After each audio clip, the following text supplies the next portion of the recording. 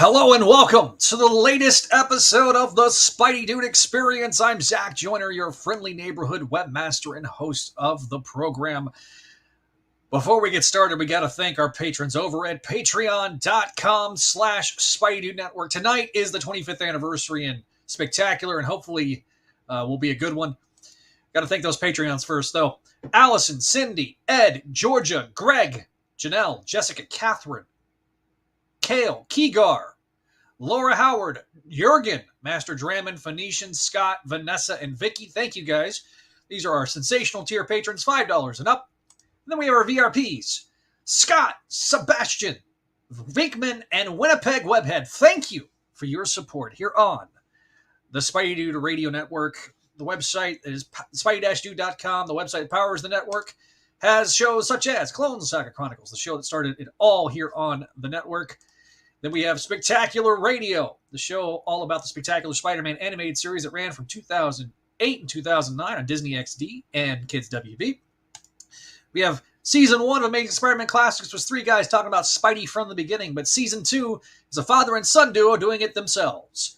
Then we have the Sal Buscema Era Podcast, the show all about the seminal run of Sal Buscema on Spectacular Spider-Man, starting from the Return of the Sin Eater all the way up until shortly before the Clone Saga. Then we have Voices from the Eyrie and Gargoyles Podcast, the show all about the Gargoyles animated series and the fandom. Then we have Make Mine Mayday, show all about Spider-Girl and her world. It is the sister show on this YouTube channel. And of course, we have Books of X, the Patreon first show about the Krakoan era of X-Men. The third episode coming out to you very, very soon.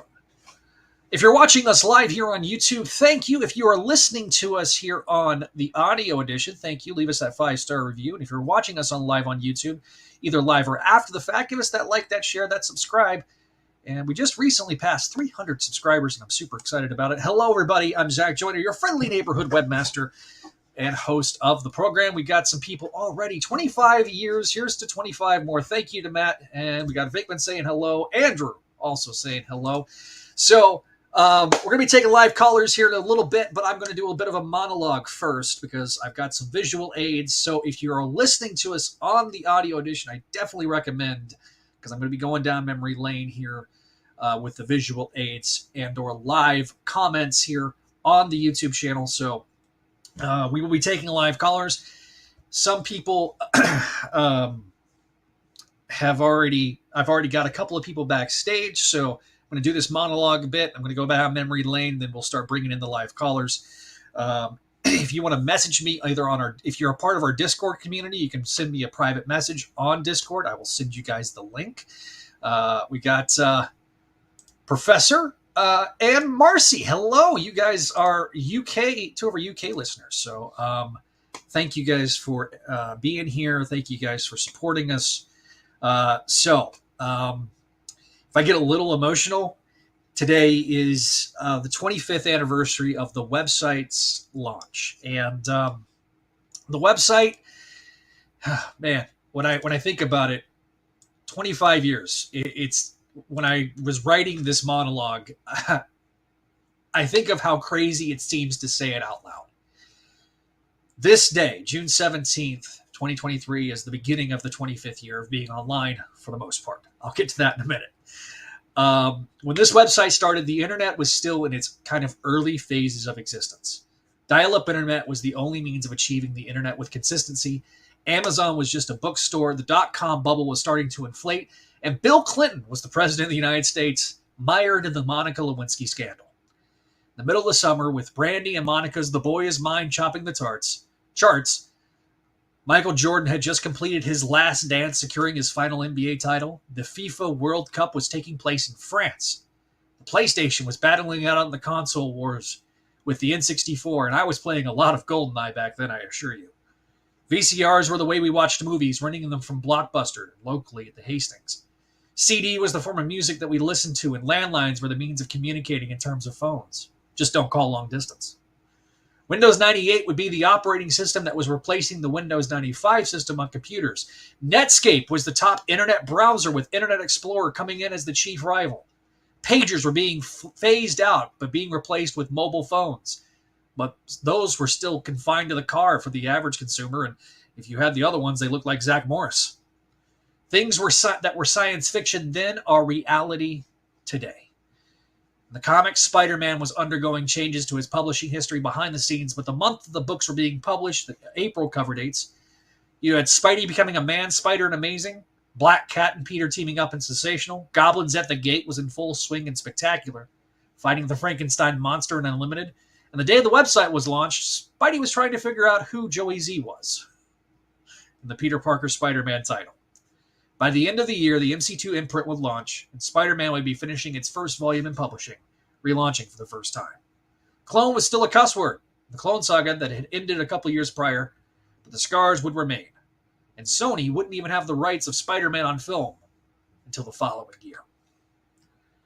So that is what was going on at the time of this website being launched. But if we go back to the beginning, the website is a story of a father and a son. In 1994, the Spider-Man animated series was beginning to advertise on Fox Kids as anticipation was growing. Fox had successfully launched the Batman and X-Men animated series, and I was into those along with Mighty Morphin Power Rangers. But I was especially into one property as well, even before that. Teenage Mutant Ninja Turtles. And my dad was sick of it. Eventually, we went to the grocery store, and my father perused the magazine stand and finding a Spider-Man comic. You see, my dad grew up in the early 1960s with his brothers going to the Coca-Cola plant factory with used glass bottles and exchanging them for recycling. They would scour the neighborhood for them. This gave them 30 cents each for a six-pack, and together they'd go down to the drugstore and get 2 comics and a soda. My dad, sensing an opportunity to connect with me, brought me my first comic, Spectacular Spider-Man 223. I was hooked, and thus began the love of the character that obviously exists to this day. I wouldn't start collecting regularly until about a year later with the Blood Brothers storyline. I'll flash forward a little bit. As I mentioned before, the year is 1998, and the time in between buying that first comic, I'd also received my first computer. My dad had signed us up for dial-up internet. We got a copy of Netscape. Back then, you could set a home page that wasn't just Google like today. My dad had made one that only I could see, but I had asked a question that changed everything. Could anyone else see it? After replying with a no, my dad then started to investigate what it would take to do it. Back then, the dominant force in the free hosting game was GeoCities, but there were others out there like Angel Fire, Thor Pro Hosting, and Zoom. My dad chose the latter, and thus Spideydude's Spider-Man page was born. And this is what it looked like back in the day. Slowly, the website would grow and join with other websites via web rings that had features like guest books, which were basically a comment section for a website. We would link up with other websites, adding links to pages like Spidey Kicks Butt, Spider-Man Crawl Space. The unofficial Spider-Man homepage, which was later rebranded as spiderfan.org. Amazing Spider-Man Gallery was known by its web address of samruby.com. The internet was a much different place back then, and the goal with my dad was to make sure the pages loaded quickly to get the information on the page. So when you're looking at it, if you're watching us live, you see there's just a lot of text. There's not a whole lot of graphics. And that was how the internet was back then. My dad was inspired by the Spider-Man cartoon maker and his computer scanner to create custom wallpapers for your desktop wallpaper, custom themes for Windows, and loads of animated GIFs that were a lot of fun. We featured a lot of Ben Reilly and 90s comic goodness, and this was the website for several years. Spideydude was a unique name at the time, and for better or worse, it was something that stuck. It achieved top 10 result status and was seen all over the world on old search engines such as Alta Vista, Yahoo, Ask Jeeves, and this, of course, was before Google was even a thing. The hits data proved it.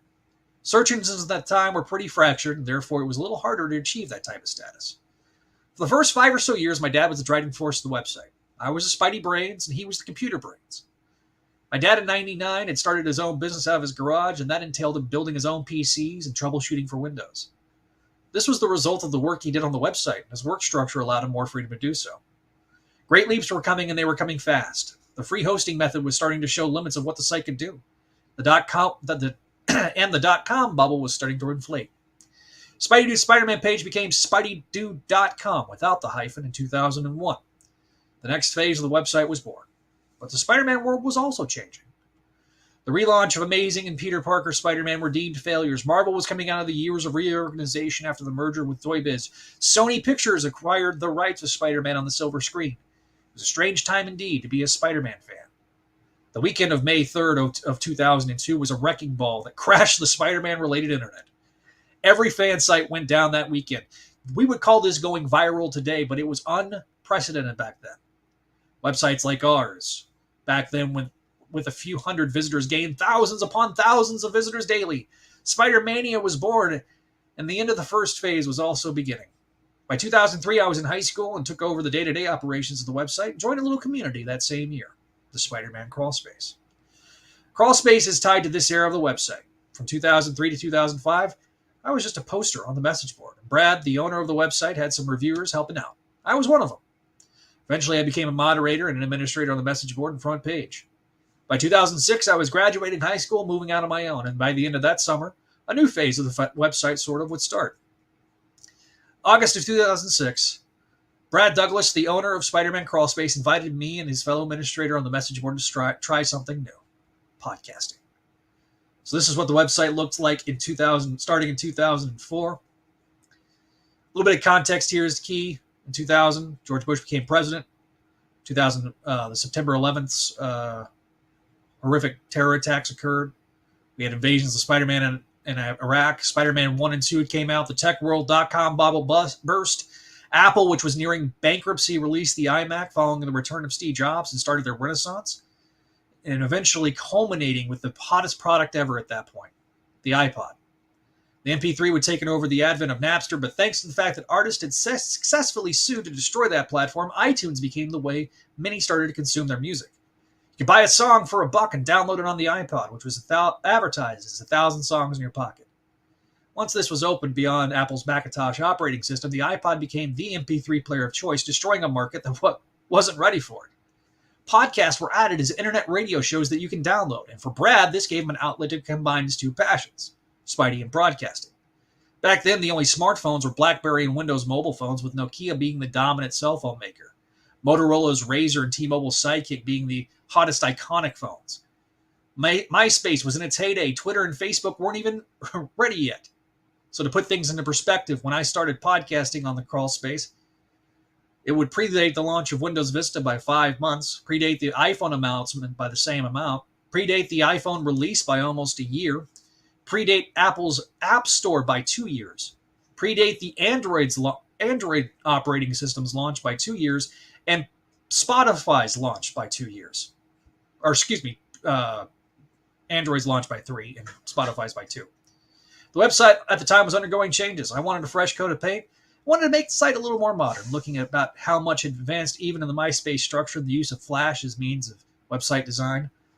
I reached out to people who were calling and willing to help to this people, and I had used something called Front Page by Microsoft. But by the time it went on the XP cycle, software wasn't going to work. Eventually, I reached out to a friend of mine, and the website started looking like this. In Spidey's publishing history, JMS and Paul Jenkins had brought Peter Parker back from publishing Nightmares. Spider-Man 2 was in the conversation for greatest superhero film of all time.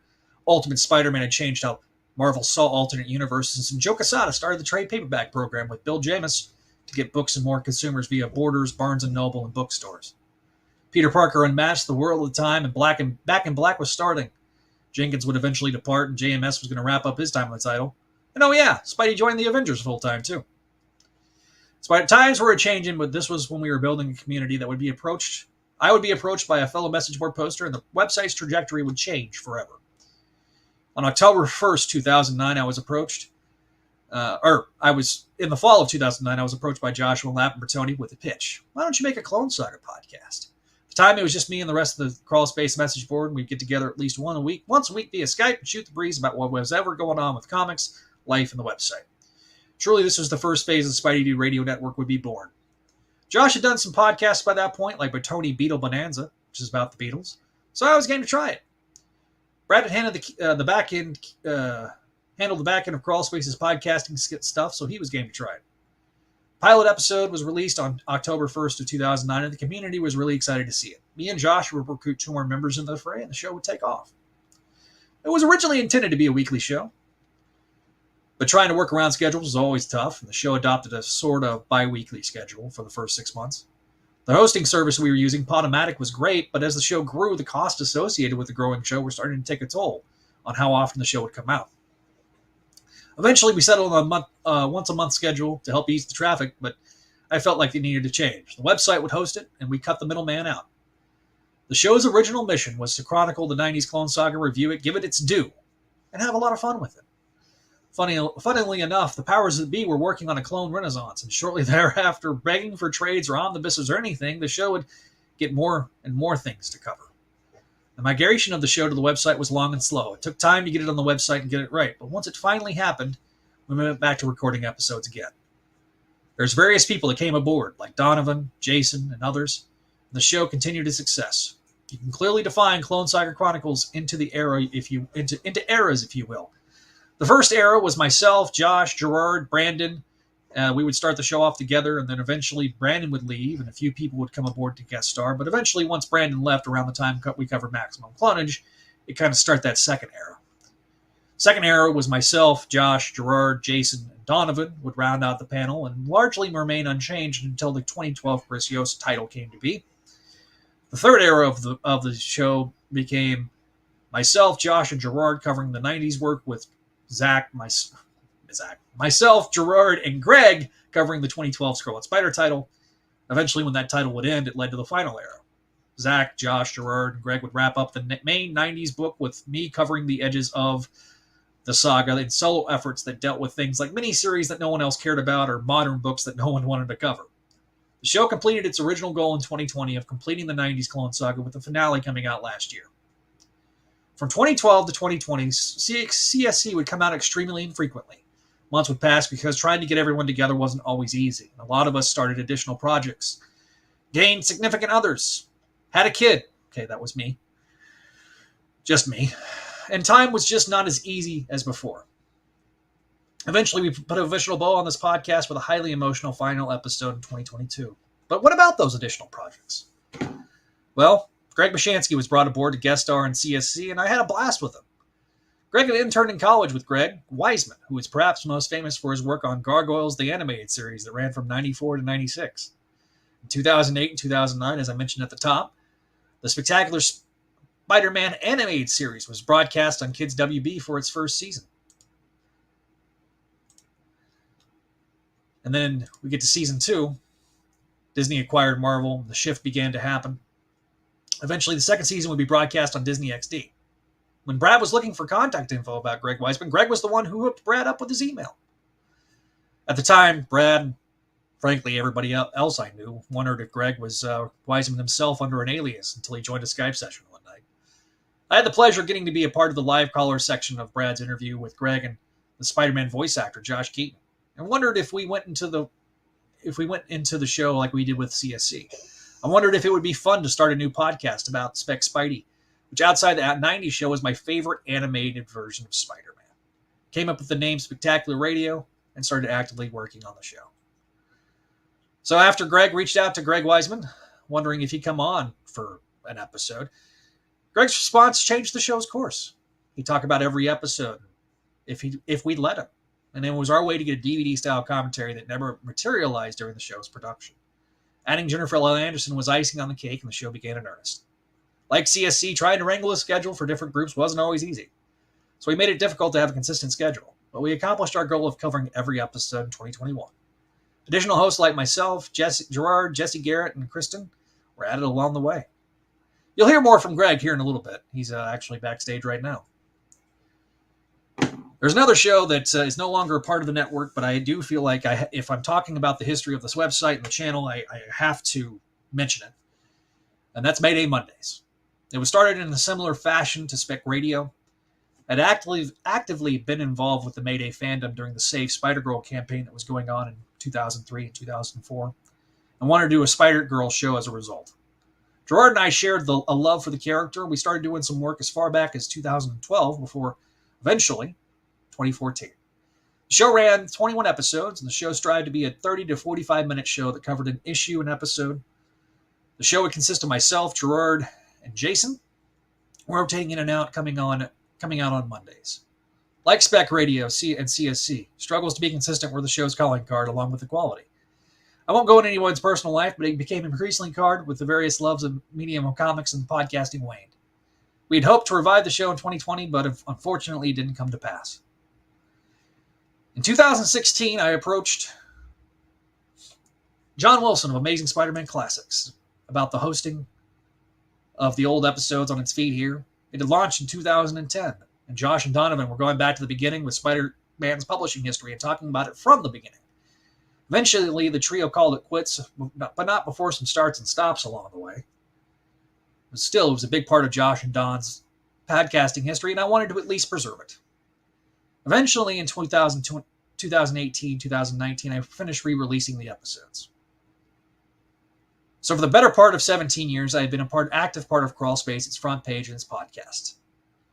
In May of 2020, I abruptly left the site. Truth, I was experiencing burnout, and there was times I felt like a lack of appreciation. My personal life was experiencing a lot of turmoil, which led to the aforementioned things weighing on me.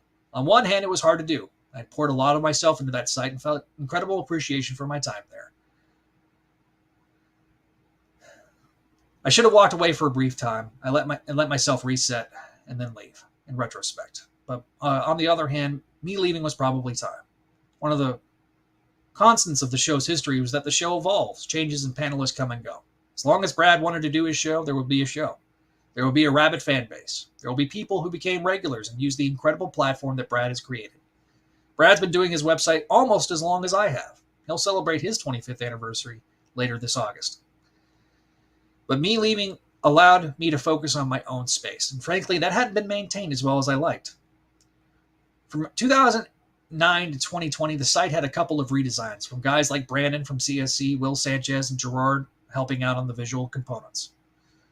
I want to see what the website looked back in 2011. This is what it looked like. And then we have 2012. And then 2019 is kind of what it sort of almost looks like today.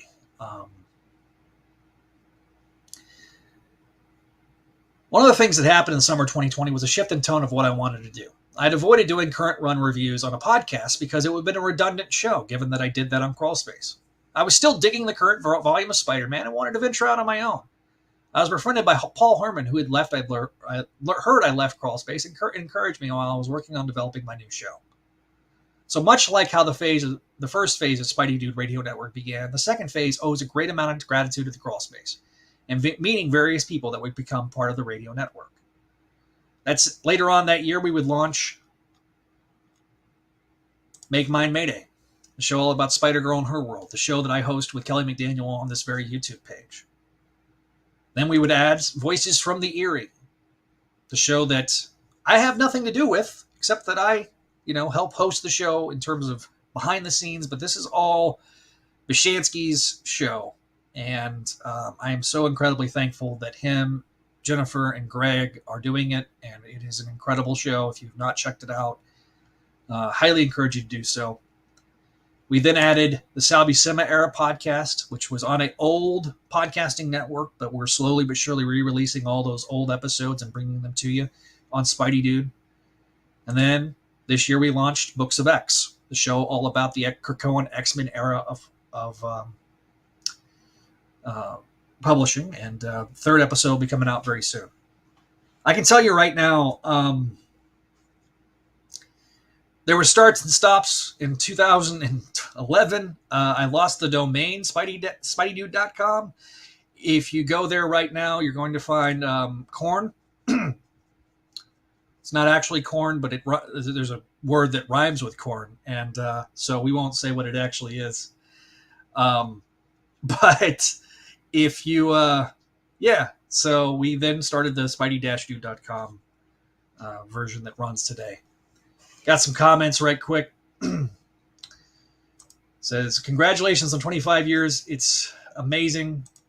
Walter, happy anniversary, Zach. May your hootie be merry. P.S. When was the last time you watched it? Tevia says, happy 25th anniversary. Happy 25th anniversary, man. It's fantastic. So thank you guys. Let me get this off the front page. So, some thank yous. I mentioned Brad. Thank you for your support, man. He was on a couple episodes ago, and I got to say it to his face, but I can't thank him enough. Without that community and taking a kid that was definitely a lonely kid, man, Crawl Space became a home away from home.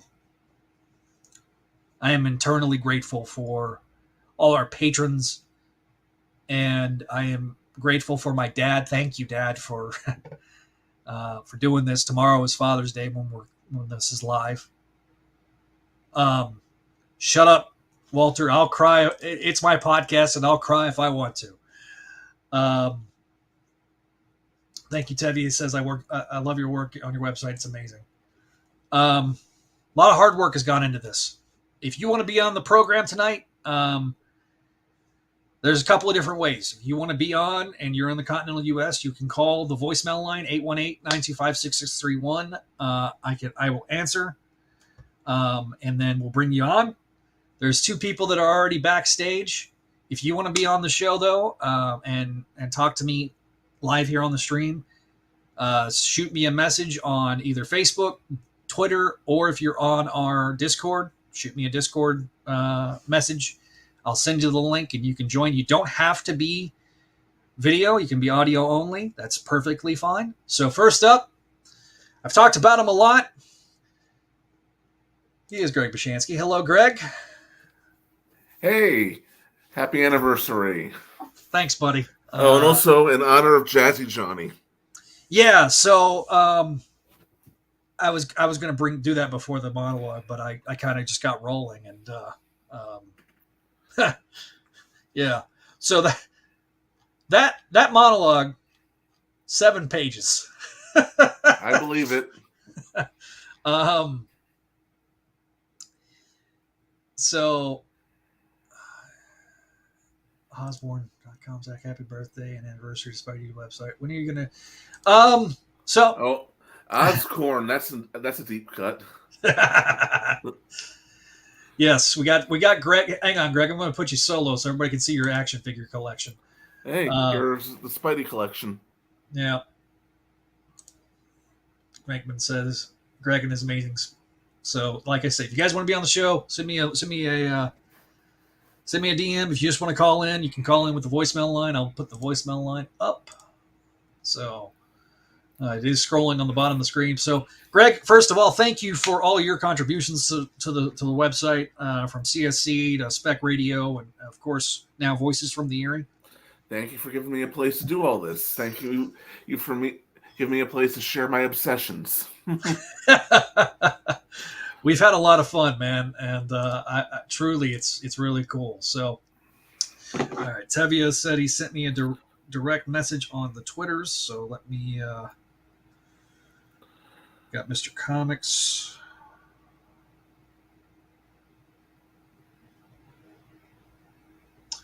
So what I'll do is I'm going to put people in the backstage area. So when you pop in, I'll bring everybody in. I've got one person that's going to be ahead of you.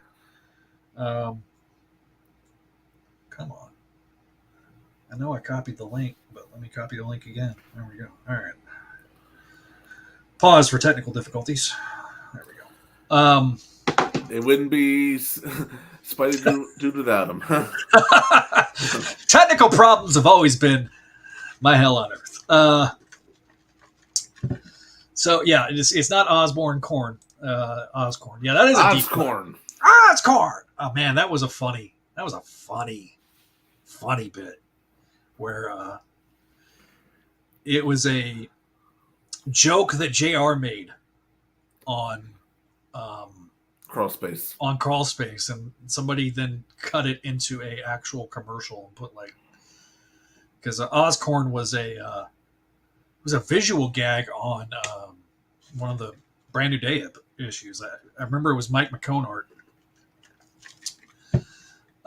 So yeah, man, a lot of history of this website over 25 years. But any moments that stick out to you on there, Greg? Donovan's rage. The great debate. Oh God, yeah, that one where Gerard walked off, quote unquote. I'm bleeding. Oh God. Okay, all right. I gotta give context to that bit. So the I'm bleeding section is it was in a blooper reel. And what had happened was I had broke a glass and I was doing the show in my dining room with my laptop. Oh, damn it, Vingman. No one's going to understand that reference. Yeah. And so I cut my foot open and like Josh went back to me and I thought I had sent BRB in the chat, but I had not. And Josh is like, what's going on? I was like, I'm bleeding. And then there was dead silence. So, yeah, I'm probably going to... Thanks, Eric. Congratulations, 25 years. Great history lesson on the history of the site. Thank you. I'm probably going to cut that and make that its own video. Or I may just re-record it, and go from there. But yeah. Any other fun bits that you can think of? Plenty. I wish more people would come on and share some of the moments. So let's see. What else? You made me participate in a Planet of the Symbiotes podcast. You made me read Minimum Carnage. Yeah.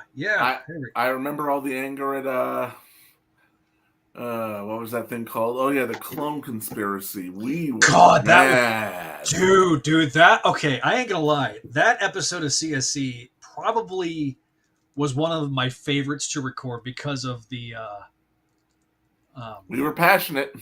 God, the outrage of that one was oof. There we go. Got Tevi on the backstage. Let me throw this. You guys all enjoying the shrimp cocktails back there? There we go. Let me just put that in the general chat. So if you go on our Discord, I've put it in the general chat. Matt Auger says that's 2 of his favorite episodes right there. I got a voicemail. A couple of voicemails, actually, that I'm going to connect my phone right quick. I think one of my favorites to record is Revelations Part 4. Yeah, that one was fun with JR. Yeah, that was a fun episode. That one was pure joy. It was 2 issues. It was an issue we liked and an issue we loved. Yeah. I agree with that. All right, let me bring in Sven. He's been patiently waiting for 30 minutes. Hey, Sven. Welcome to the show.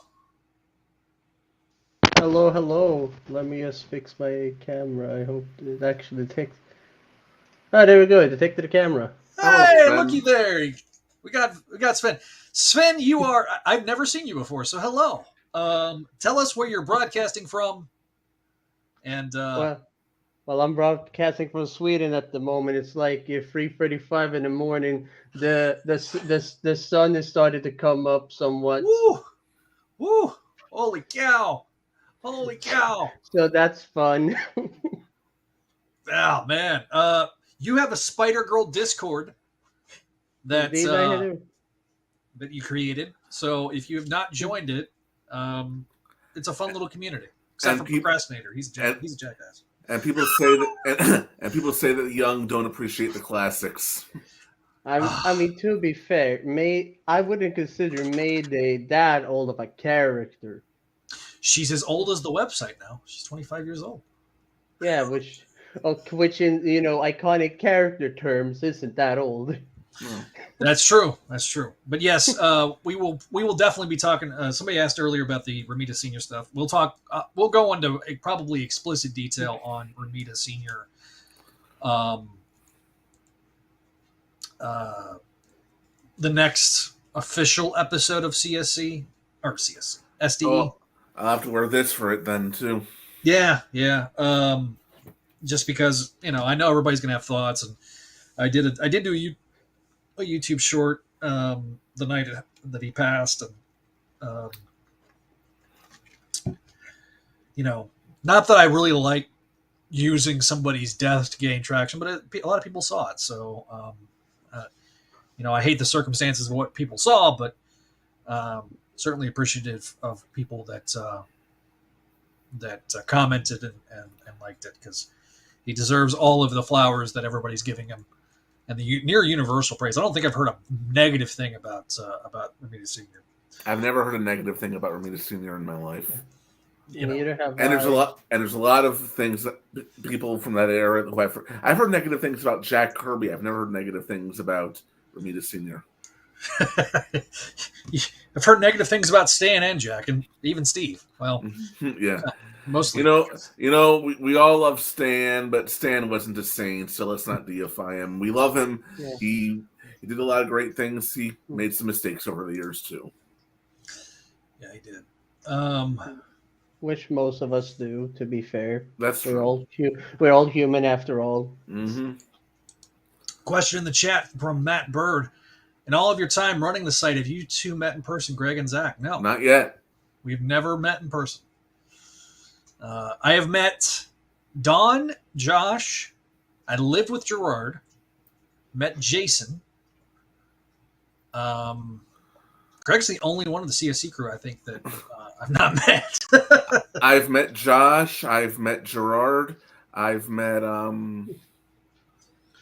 met Josh and Gerard. I've met not in the set, but I've met Kevin Cushion and Stella also, and yeah, I met Stella. I never met Kevin.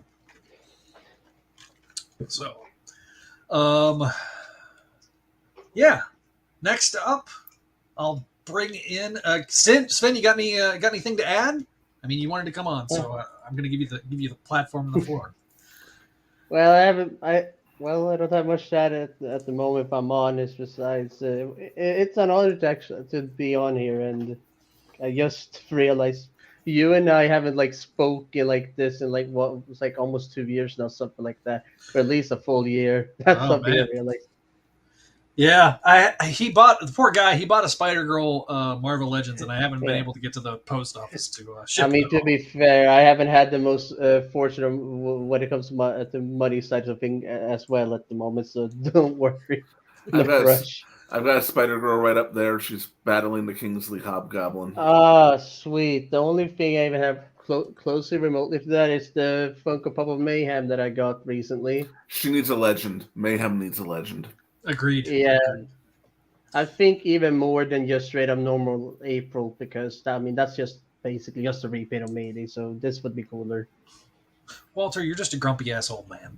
He did leave a voicemail, which I will play. Got 2 voicemails I'm going to play right quick, and then we'll bring in Tevye, and then we got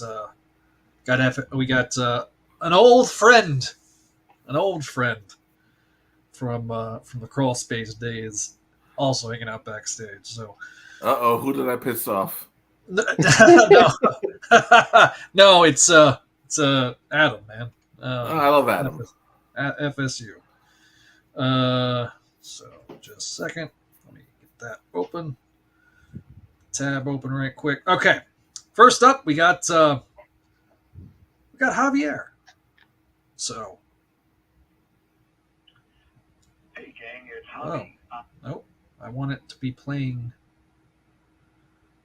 Technical difficulties. Always happens. Yeah, let me. I'm gonna download it, and then I'm gonna. I'm never even going to attempt a live show of Voices from the Eyrie. I just can't do it. If you do it, you'll need me backstage doing all the backstage work. Mm-hmm. Because that's how that goes. All right. By the way, if you email the old Clone Saga Chronicles email or Spec Radio email, we still get them. We still have access to those emails. Okay. By the way, regarding the Spider-Girl link to the Discord, where would you like me to post that? Post it in the general. I'll go in and add the link in the description after the episodes. Sounds good. Sounds good. Okay, then download. That up, man. I've got like 15 tabs. I am rocking and rolling tonight. There we go. All right. So, if you call and you leave a voicemail, I'll also play it live here on the show. So,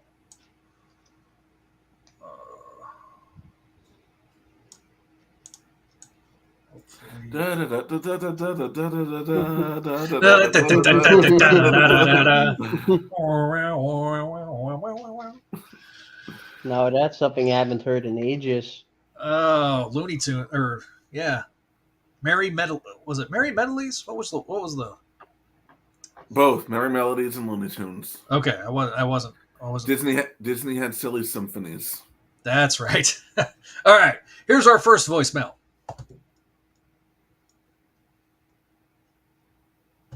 Zach, you're doing it wrong, Zach.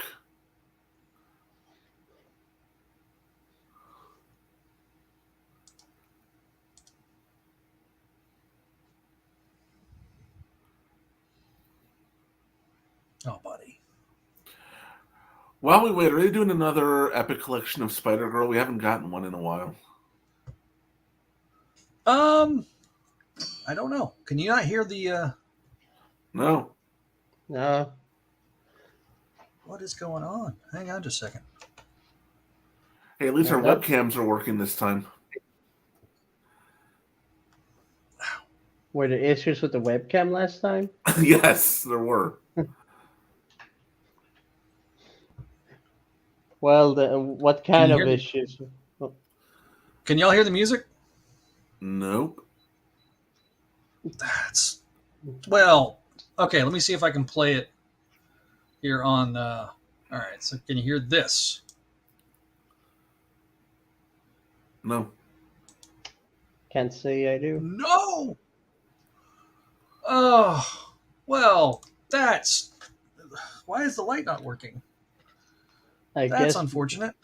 I guess worst case scenario is just play them up against the microphone like the old days. Okay, so this is going to sound distorted as hell, but let me. Hey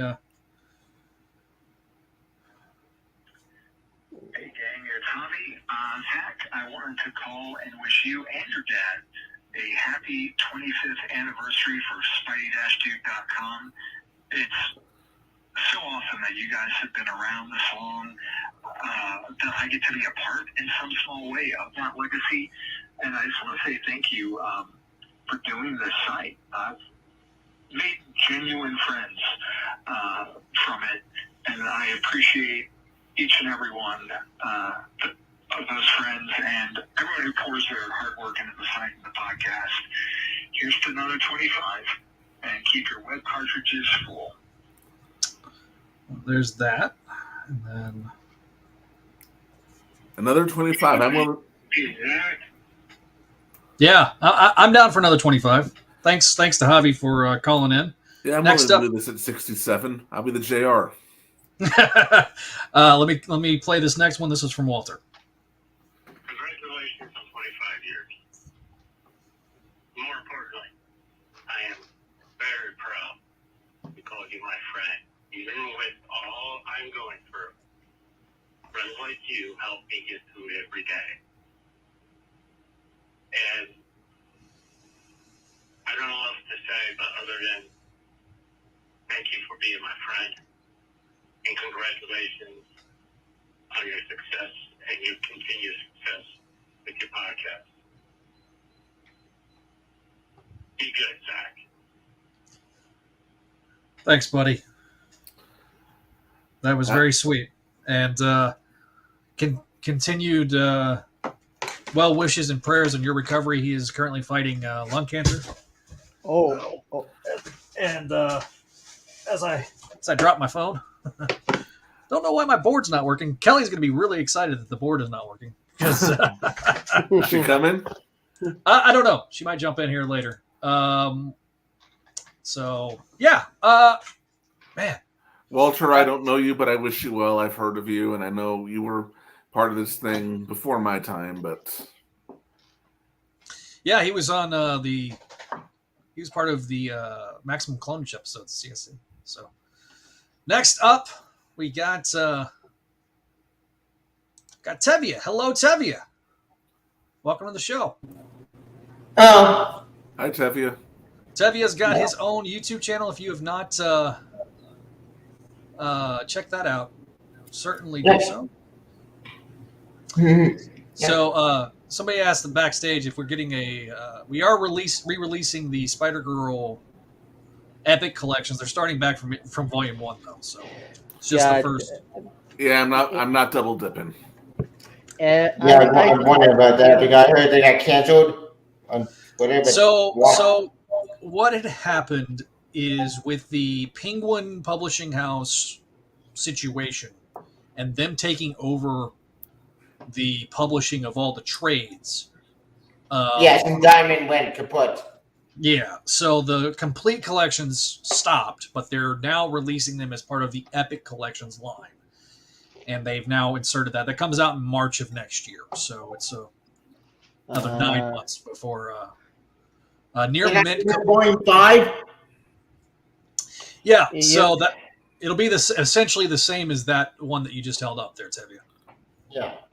I guess I should be happy then because I only got the 4th volume because the comic. Same, I have 4 volumes too. Yeah, I've got all the 4.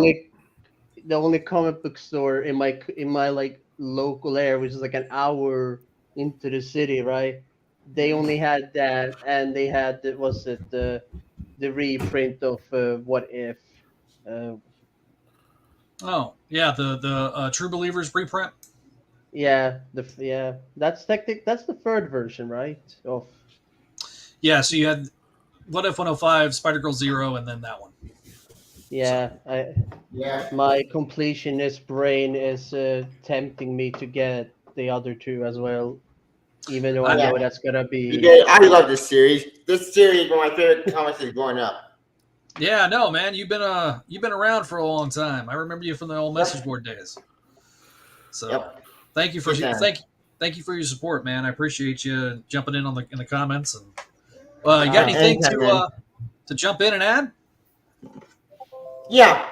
I just want for the past 25 years, God, time flies. I know what was the favorite part of the many of the Spider-Girl at the podcast because I didn't want that for a while, and so you guys started the series. Well, I appreciate you following the show and being a part of it. And I remember, like I say, I remember you back in the day from the old Spider-Girl message board too. So yeah, I know you were a frequent poster there. No. Yep. Hi, Waylon. I used to lurk, and I kept buying the book and telling people to buy the book. I didn't post on the board, but I lurked. I'll be right back. Waylon's talking to me. Dog moment. I know. I know. The mascot of the site, everybody. It feels kind of weird to hear like the stuff about the message boards. I was like, I feel like I missed out on. I mean, obviously, I was like, you weren't alive. I mean, when the message boards were active, and like 2004 and stuff. Like, yeah, I was a literal like toddler. Yeah. But I feel like I missed on the golden age of like activity within like the Spider-Girl community. But hey, that's why I made the server. Gotta rejuvenate that. Mm-hmm. Mm-hmm. Yep. Speaking of Spider-Girl, we did get this stuff. I'm so happy to see that in the Across the Spider-Verse. That made me happy. I see a figure out that animation. Made me happy too. Okay. It proved more that long. Shocker. Like, oh, we can't be like good with you because that makes it illegal. Bullshit. You got this radiating feet before that trigger. You. More. I hate the Colonel G. The main Asian book is bad. I mean, I've heard how bad it is, but that's sort of the funny thing. I haven't despite being a big fan of Spider-Man, Mayday, and a bunch, I haven't read much comics. Like the only like real full runs I've read is Spider-Girl and Ultimate Spider-Man. Those are the only two full comic runs I ever read. And that was back in 2016. Congrats on one, condolences on the other. Listen, I love the Ultimate, at least the You're Spider-Man. You're allowed to. The other part of the Ultimate Universe, I rather just pretend it never existed. Yeah. Well, yeah. Well, speaking of Ultimate, is returning and then with Ultimate Invasion, and then the Ultimate returning at the Foley Foundry. I'm the resident old man on this show right now. You are. What? I mean, you can't be that old, can you? I'm turning 43. Yeah. Oh, See, you're not that old. I mean, No, my parents are older. There you go. I would hope so. I'm trying to get my face. So, Greg, you can tilt your camera down a little bit because it looks like you're. There you go. There you go. God, time flies. I'm going to shove the Spidey stuff a little bit, but yeah, this is better. Yeah, it looks great. There we go. I do like your Spidey stuff. I have that 12-inch Legends. I don't have the black suit. I just have the regular one. Is that the regular one? I found it at the Comic-Con last year. I was like, oh, neat. I didn't expect to find that. Wasn't exactly what I was looking for. I was like, yeah, I might as well. They never released them in my country. Hell, I think they never released the entire wave of them besides the UK. Yeah. And the one next to him is let me see. There we go. It's the camera angle. Yeah, it's backwards. Yep. Yeah, that's the 18-inch tall from Spider-Man 2. Oh, okay. I see that. All right. I I used to have that one until his leg broke, and then I had my cousin's son accidentally broke the torso of him somehow. I'm like, huh? How does he was like 5. That happened. So, yeah, he was 5 years old at the time. I wasn't gonna, scold him or anything. I mean, he's like, yeah, that would be bad. He was just playing rough, man. He was just trying to twist him into the spot that he wanted him in. Yeah, the thing was, since I am a toy collector, when I used to live with my parents, and he would come visit for like birthdays and stuff with my other relatives, he'd go into my room and want to touch things, but obviously I was supposed to. I was like, no, not without my supervision. And obviously he was waiting, but I was stuck with the other adults, and then eventually it's like, oh, he lost his patience. Like, and that's the first time I realized shit. The hard realization as an adult, oh yeah, children, they do what they like. Yep.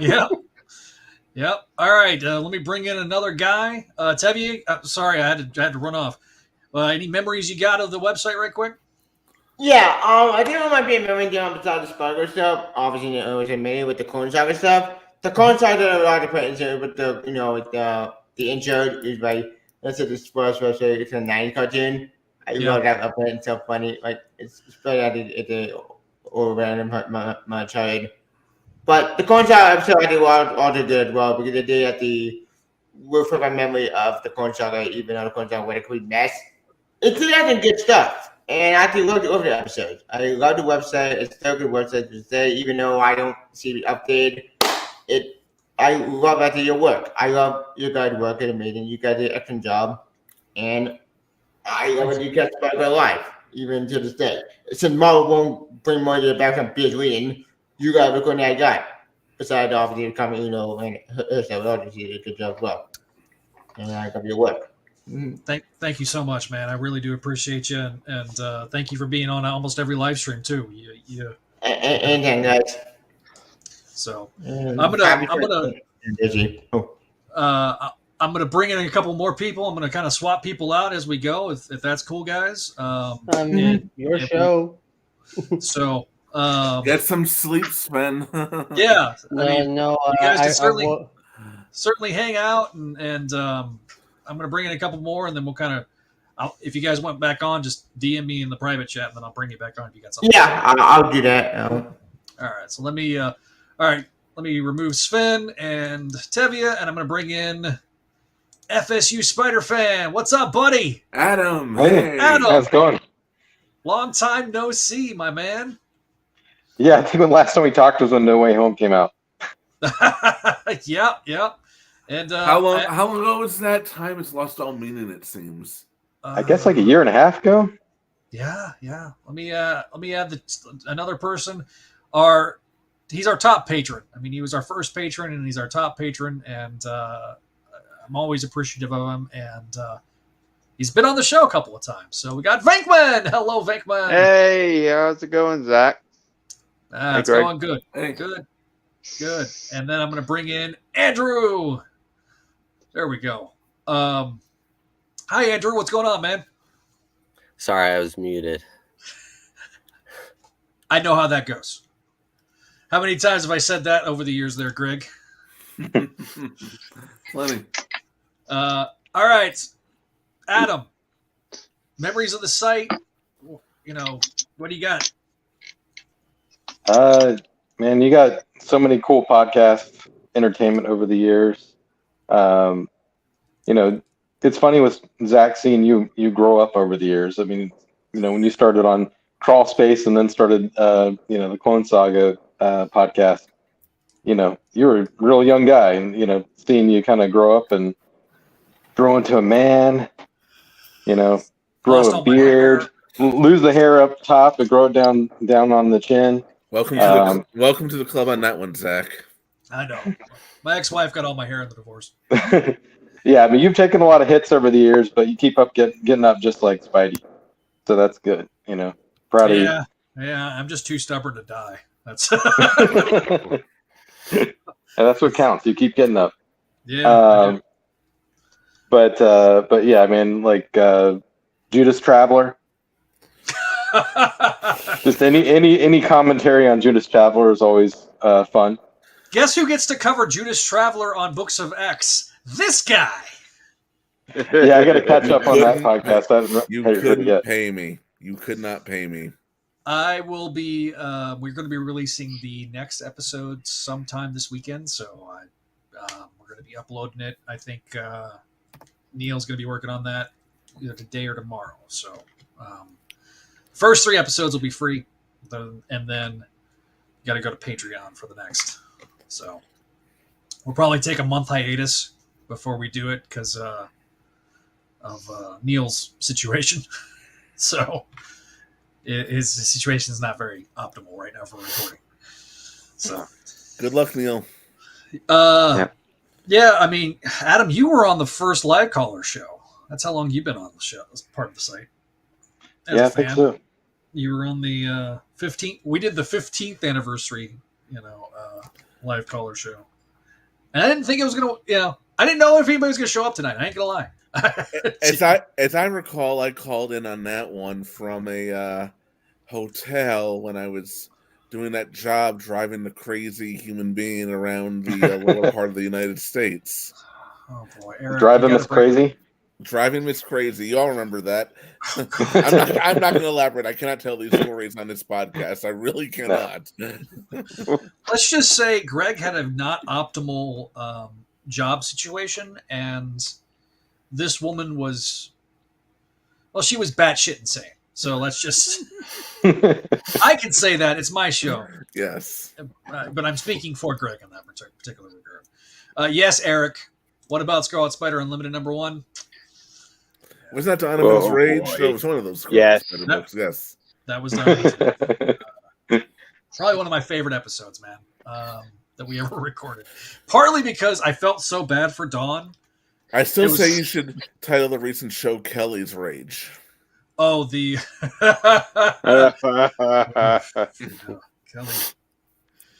Kelly ate Chris alive on that episode. Yeah. So okay, Venkman, I turn to you. Memories you got of the show and of the various shows. I know you've listened to them all, I think. Oh yeah. Yeah. Well, first, Greg had mentioned this earlier. I wanted to show some of these off since we lost John Romita Senior earlier this week. Yeah, go ahead. I'll make you a solo for the layout there. There you go. Okay, so I wanted to show off some of the books from my bookshelf. That Ramita Senior did. The gorgeous fireside books from the 70s. Bring on the bad guys. Oh, that's cool. Yep. And just gorgeous Ramita art. Oh yeah, the superhero women of by Stan Lee. Yeah. Yeah, I mean, if it's a woman, Ramita can draw. Oh yeah. But I always keep my go-to in terms of like one of my favorite episodes of the network is the infamous Planet of the Symbiotes episode of CSC. Yeah, Wasn't I having fun? Wasn't I having fun? We had a blast. Oh, The symbiote hoodie. oh, I think I came in. As I recall, I think I came in late on that one. yeah, Yeah, and you. Yeah. Yeah, I remember your response because you came in late and you said, "What are we doing?" And then I think they told you it was Planet of the Symbiotes, and your exact quote was, "Oh, sweet mother of Moses." Yep, sounds like me. Yep. My all-time favorite panel though is Peter buffing his ass to Mary Jane. How that occurred, I still don't know. How does that meet the Comics Code Authority? Well, I don't know. And then, they were always drawing people as naked as they could back then. Nowadays, they do that a little bit less. But there was a period where every woman was sleeping naked in Marvel Comics. There was my favorite one, drawn by Derek Robinson, who did one of the issues of Planet of the Symbiotes, was the Dead Man's Hand, and there was like Mary Jane coming out of the shower, and it's like, yeah. Like, well, there's also the famous Marla Madison one. Ah, yeah, the Marla Madison in the shower with Mad Jack creeping on her for reasons that make no sense in retrospect. Did we ever find out who Mad Jack was? I forget. Yes, it was. It was the second Mysterio's niece, and That's so bizarre. yeah, Comics. DeFalco came up with that, which not one of his finest hours. Reminds me, I guess it's not as bad as the Green Goblin that was a clone of no one. yeah. Should have been Phil Urich. All right, I'm going to turn to Andrew. Hello, Andrew. Tell us what some of your favorite stuff is, because you've been awful quiet over there. Yeah, sorry about that. No, you're good. That's okay. So, I am sort of a recent listener to the website. I found it probably 5 months ago-ish. Okay. So, I've got some catching up to do, but I've been trying to just listen to as much as I can. Well, thank you for your... but I love all the shows, so... Thank you. Yeah. So which show did you start with? Make My Mayday or Spideydude Experience? Spideydude Experience is the one I started with. Oh, all right. So nice. Yeah, you got to hear us start out really excited about the Nick Spencer run, and then that turned into disappointment over time.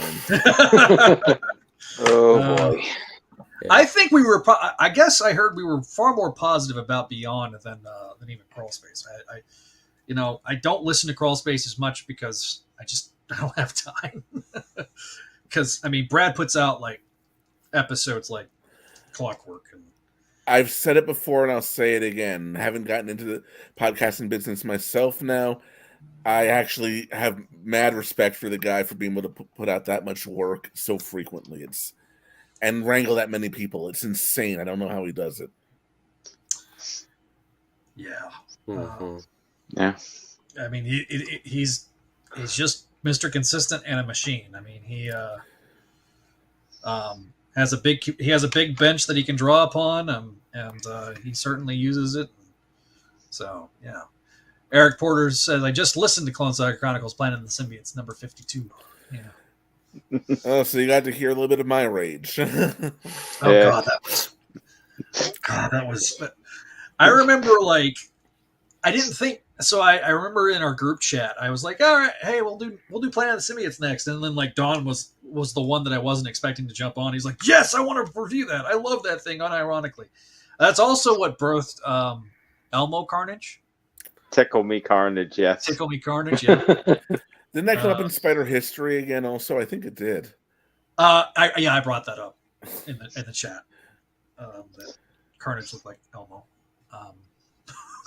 JR declared it better than Maximum Carnage. And you know what? In terms of sheer volume, you'll get through Planet of the Symbiotes faster. So, yes, maybe. Did you know Elmo's coat used to be white, but now it's red because they're blind? Elmo wants to kill you. That doesn't tickle. This guy did the best Morbius at one night for us. God, okay, so somebody, I think it was Mad Goblin on the Crawl Space message board wrote a Hobo Goblin, I think. Goblin, yeah. Mad Goblin's JR.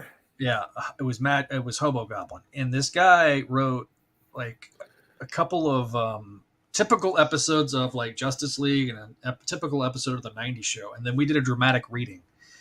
Because we were all basically on Skype one night, just, I was knocking back a couple calls. Goofing around. Yeah, goofing around, messing around. And then Adam decided to improvise. And yes, it was Morbius says the count.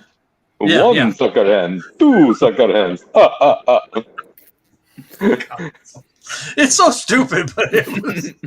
It's on YouTube. It's on YouTube. Yeah, Greg has it on his YouTube page. I may have to put that on the website. How'd you get back in here? Oh. All right. Sorry, I got attacked by doggos earlier. Oh, Did any of you guys see the documentary about Stan Lee that came out yesterday? Not yet. I have It's not. really good. It's really good. I watched it today. What is it on? Is it on Disney Plus? Disney Plus. That's right. I forgot that they were doing that. And eventually one day it'll just be called Plus. Yeah. Peacock, your move. And eventually it'll just be Pluff. that reference isn't to date this thing. Oh yeah. Well, I mean, for those that don't know, they made HBO Max into simply Max. I'm like, Netflix will be Flix. Yeah, net. Net, yeah. Syllables are. Well, Peacock said that they're screwed either way. They can take off the beginning or they can take off the end, and it's not going to be pretty. Peacock. Oh God, we're sophomores.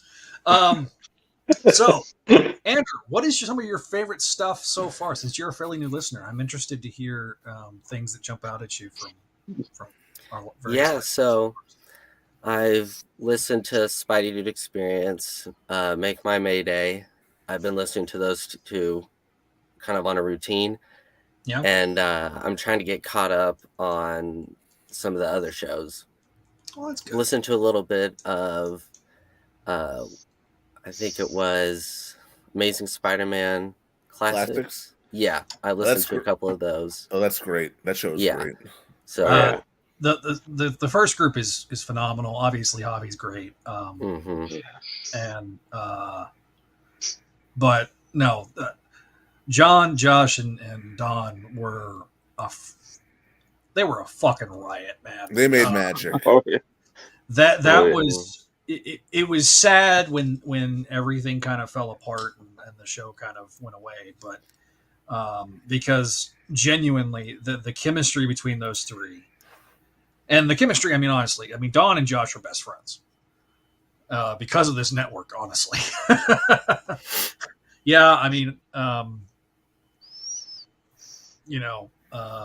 We talked about it on the final episode of CSC, but I kind of rescued Dawn from the clutches of someone. And I say that with all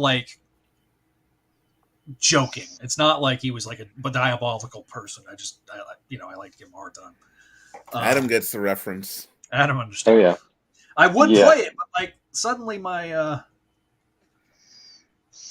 hang on, let me see. Technical difficulties. Well, speaking of the amazing classics, Josh's Betty voice and Vendetta Against Betty was the most hilarious part. I have a feeling he's trying to escape it and has realized he can't. There's, I think he has a bittersweet relationship with that. I think now he's like, he really doesn't hate Betty that much, but like at the time, it was played up for comedy. It was played up for comedy, and then it just became this thing that he. It's all in good fun. It's all in good fun. Yeah, yeah. His vendetta against Betty though was hilarious. Like, hell, it still comes up in Crawlspace every time Betty shows up in anything, from what I understand. Yeah. Somebody usually in the comments will be like, yeah, and Betty Brant's a horrible person, and even JR will still play up that Betty. Yeah, we went to Universal last week, and I saw the Betty Brant name plate on one of the doors, waiting for the Spider-Man ride, and I thought of Josh. Oh yeah, he goes to Universal several times a year now. Anytime anything happened on Spectacular Spider-Man on Spectacular Radio involving Betty or Ned, I just had to bring Josh on. Yeah. I mean, poor Andrew. He's like, all this stuff that I'm going to be. Exactly. Yeah. I look forward to it. Hundreds or thousands of hours of entertainment ahead of you. Yeah, I think we're at like 400, like across the network, including the 21 episodes of Mayday Mondays, which you can find on Spotify.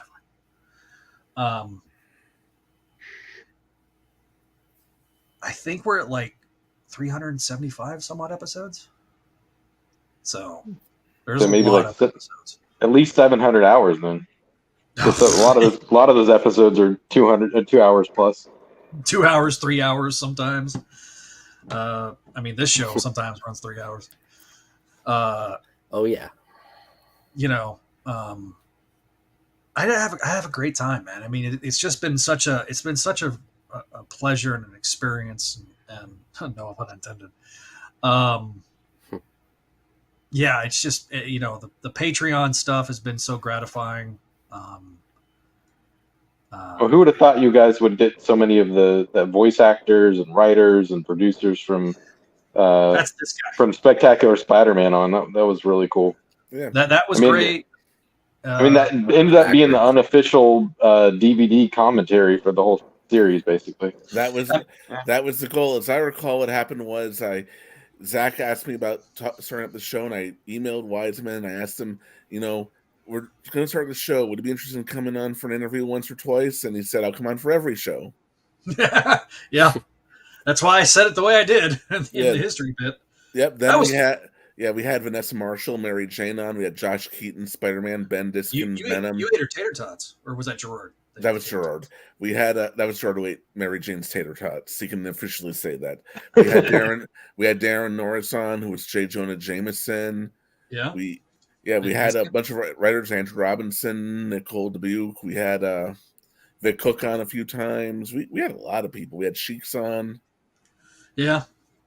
We had pretty much everybody important except for McQuinn Stacy. We didn't have Lacey Chabert was unreachable, unfortunately, and we tried to get Steve Blum. Steve Blum said yes more than once, but then we could never make the damn thing work. He's one of the busiest working voice actors in Hollywood, but he sent us that voice clip, which we played. Hey, Alan Raikin sent us something, and he was Norman Osborn. Yeah, Alan Raikin. And then you've had so many people on voices. We've had Keith, we had Jonathan Frakes on voices. Jonathan freaking Frakes, man. Which I would play the really high bit, but my soundboard isn't working right now. We've had Keith David on there. I mean, we've had Sally Richardson. We've had Frank Parr on multiple times, and Frank Parr was the co-producer of that and the supervising director of Avengers: Earth's Mightiest Heroes. So if we ever do that show, Frank's already got a relationship with the site. Yeah, that was a great show. Mm-hmm. Yeah, I'm looking forward to another listening show to that one. cut off too soon. Yeah, if we ever do that, no promises. It's one of those, there's a lot of things we talk about doing, but maybe someday we'll get to it, maybe not. Forgotten Era. Forgotten Era. I really want to do that one. Yes. Yeah, Forgotten Era is one of those that I want to talk about Spider-Man comics, but I so very rarely do Experience because, quite frankly, I'm not reading the book right now because I'm not enjoying the book, and that crushes me because I love this character. I love his world. Yeah. Well, I feel like the Zeb Wells run started off kind of strong, and it's really petered off. Of course, I'm 3 months behind because I'm always reading on the Unlimited. My favorite part of the entire Zeb Wells era was the Mary Jane Black Cat stuff. Yeah. Well, the Tombstone. I like this Tombstone arc. That was really cool. The Tombstone arc, the Vulture arc was good. The non-mystery box elements of the run were good. The problem is the last 4 issues have been nothing but the mystery box. There's a YouTube video called "It's Been 8 Years. The new worst Spider-Man story ever must have come out." About right. You know what? Yeah, I cannot argue with that. People are saying it's worse than Brand New Day, and I disagree. It's a very mediocre run. It's just what's going on right now, and people are mad about it. Well, the Miss Marvel stuff. You don't get much worse than the end of the Nick Spencer run, especially comparatively. The rest of the run is so good. Yeah, and then it just petered out into just horribleness that doesn't even make sense. We haven't had a good ending to our run since Peter David's last issue. Mm-hmm. From the Neighborhood. Oh, well, and you contributed on that one with effing Spider-Man. yeah, that was my fault. And Andrew, did you know? Have you heard that story? I don't think so.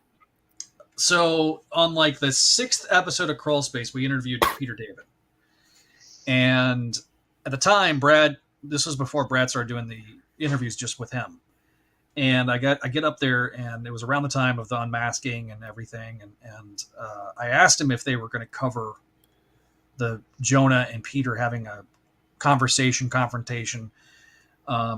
because in Amazing there was a lawsuit that was filed, and at the time Peter David thought, they're going to handle that in Amazing.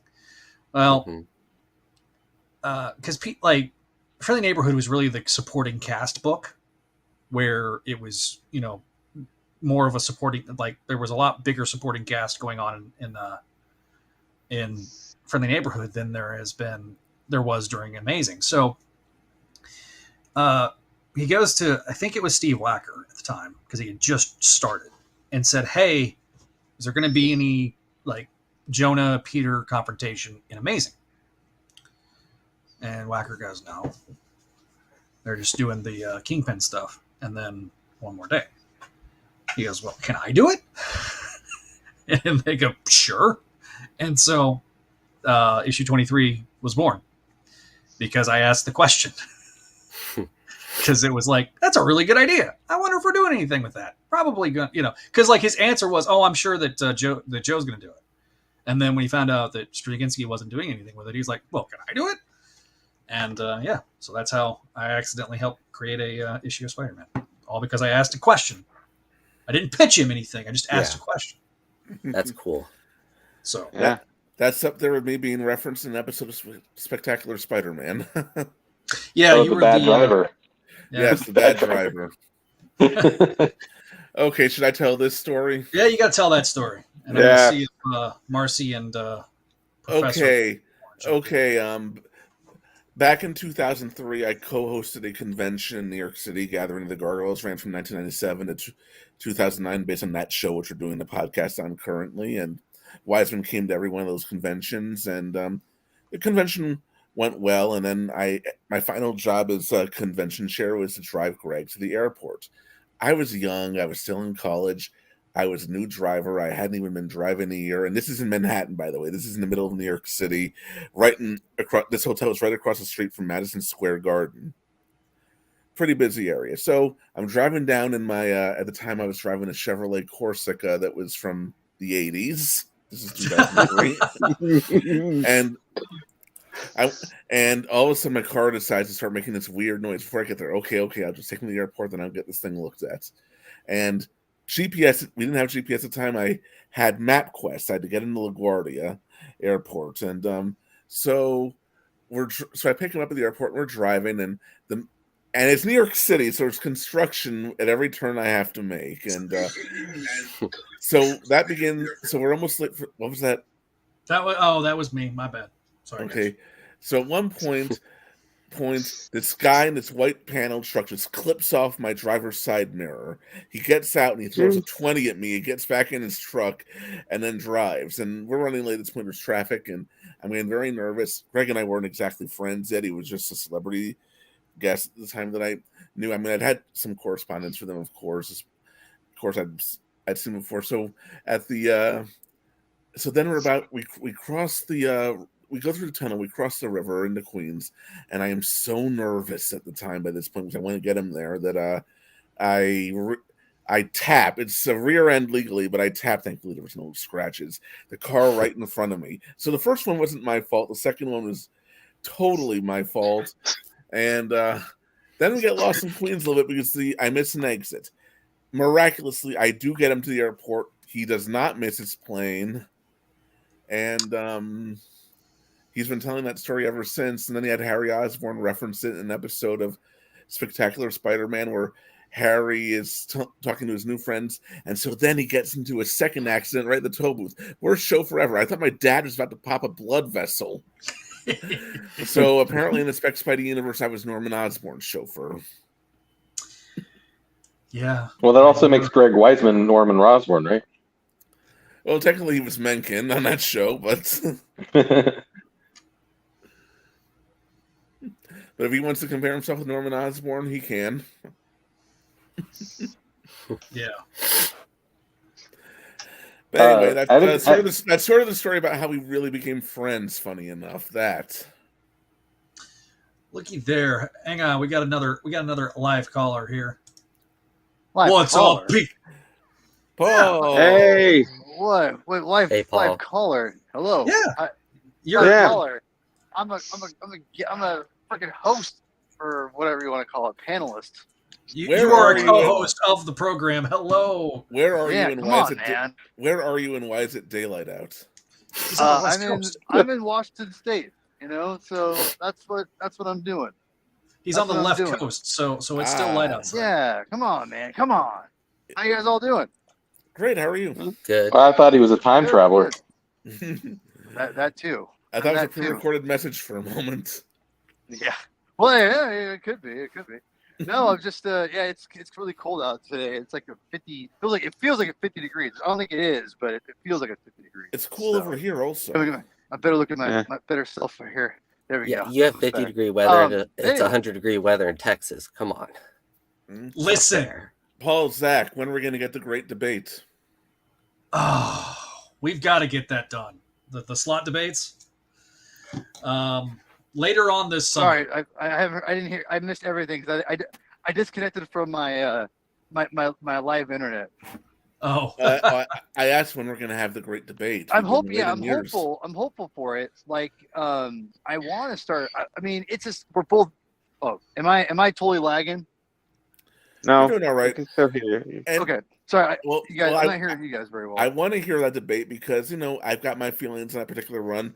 But every story deserves to be defended at the same time. It deserves to be discussed, especially something that inspired that much passion for good or for ill. So I'm looking forward to this debate. Well, I think that and the beauty about the Spideydude Experience, and this is something that I'm very much into in general, is just people discussion, right? Like I want discussion. And that's one thing that it's been a lost art, it feels like, in life, in a lot of different things, despite like the differences between us, of everybody.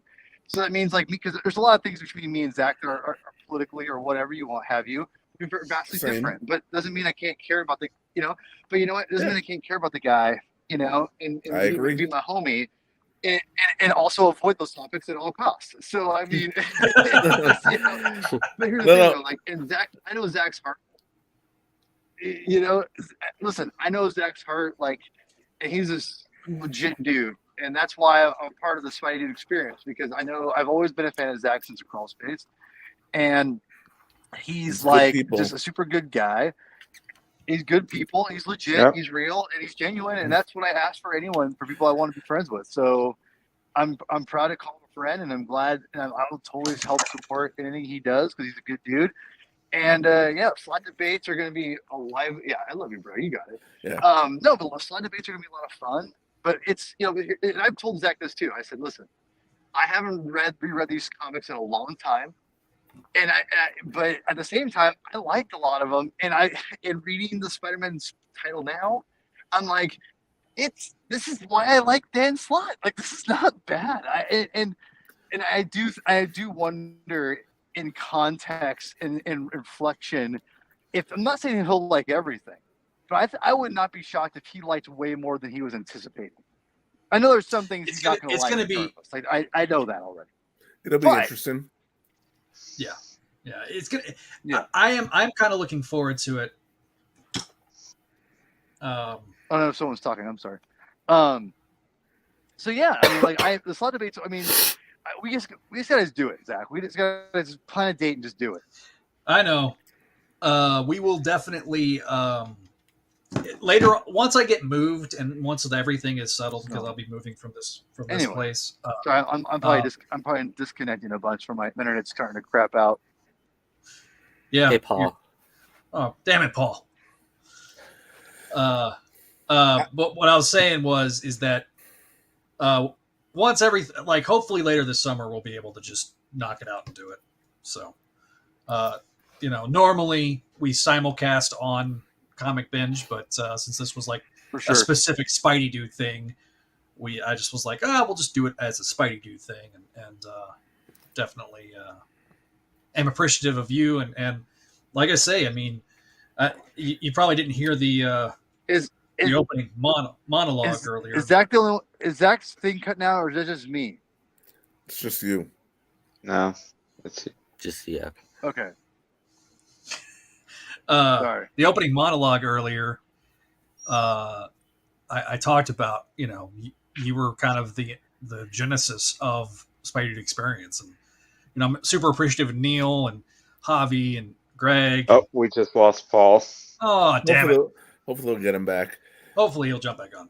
But I like Experience also because we can talk about anything Spidey related. If it's a topic, a movie, a new show, whatever, the video game. Yeah, it like I said, it was. I always felt like if I did a show like that just covered Spider-Man all the time, and it's not that I was like, I'm going to compete with Crawl Space. It was okay. Well, I'm no longer doing Crawl Space, so I need to fill this hole in my life. I don't even see it so much as competing with them. We're coming at things from different angles. The show has a different format, a different style to it, and they're doing all these satellite things. I mean, we can talk about any of that stuff if we really want to, but there's some stuff that we are covering that they do, and some stuff that we don't. Yeah, we haven't. Y'all know that. Sorry, Zach. No, go ahead, Andrew. I was just gonna say, y'all know that in Across the Spider-Verse, that scene that's all Lego. Yeah, I love that. Yeah. Y'all know do y'all know the story about that? No. Go on. So apparently, when this Across the Spider-Verse trailer dropped on YouTube online, I think it was a 14-year-old kid did a Lego version shot for shot, and they liked it so much that they hired him to animate that scene in the movie. Well, that's awesome. That's so cool. Yeah, it's inspiring. That's pretty cool. My daughter's early in animation, and then them hearing that story, it was exciting for them. They're like, a 14-year-old did that scene? I'm like, yep, a 14-year-old, but just about your age. Good. Crazy. God, they're that old? Yeah, well, 12 and 13. 12 and 13, yeah. I remember when they were born. Oh. It's crazy how they grow, huh? Dude, Gabby's 8. Yeah. She just turned 8, man. Who said she was allowed to do that?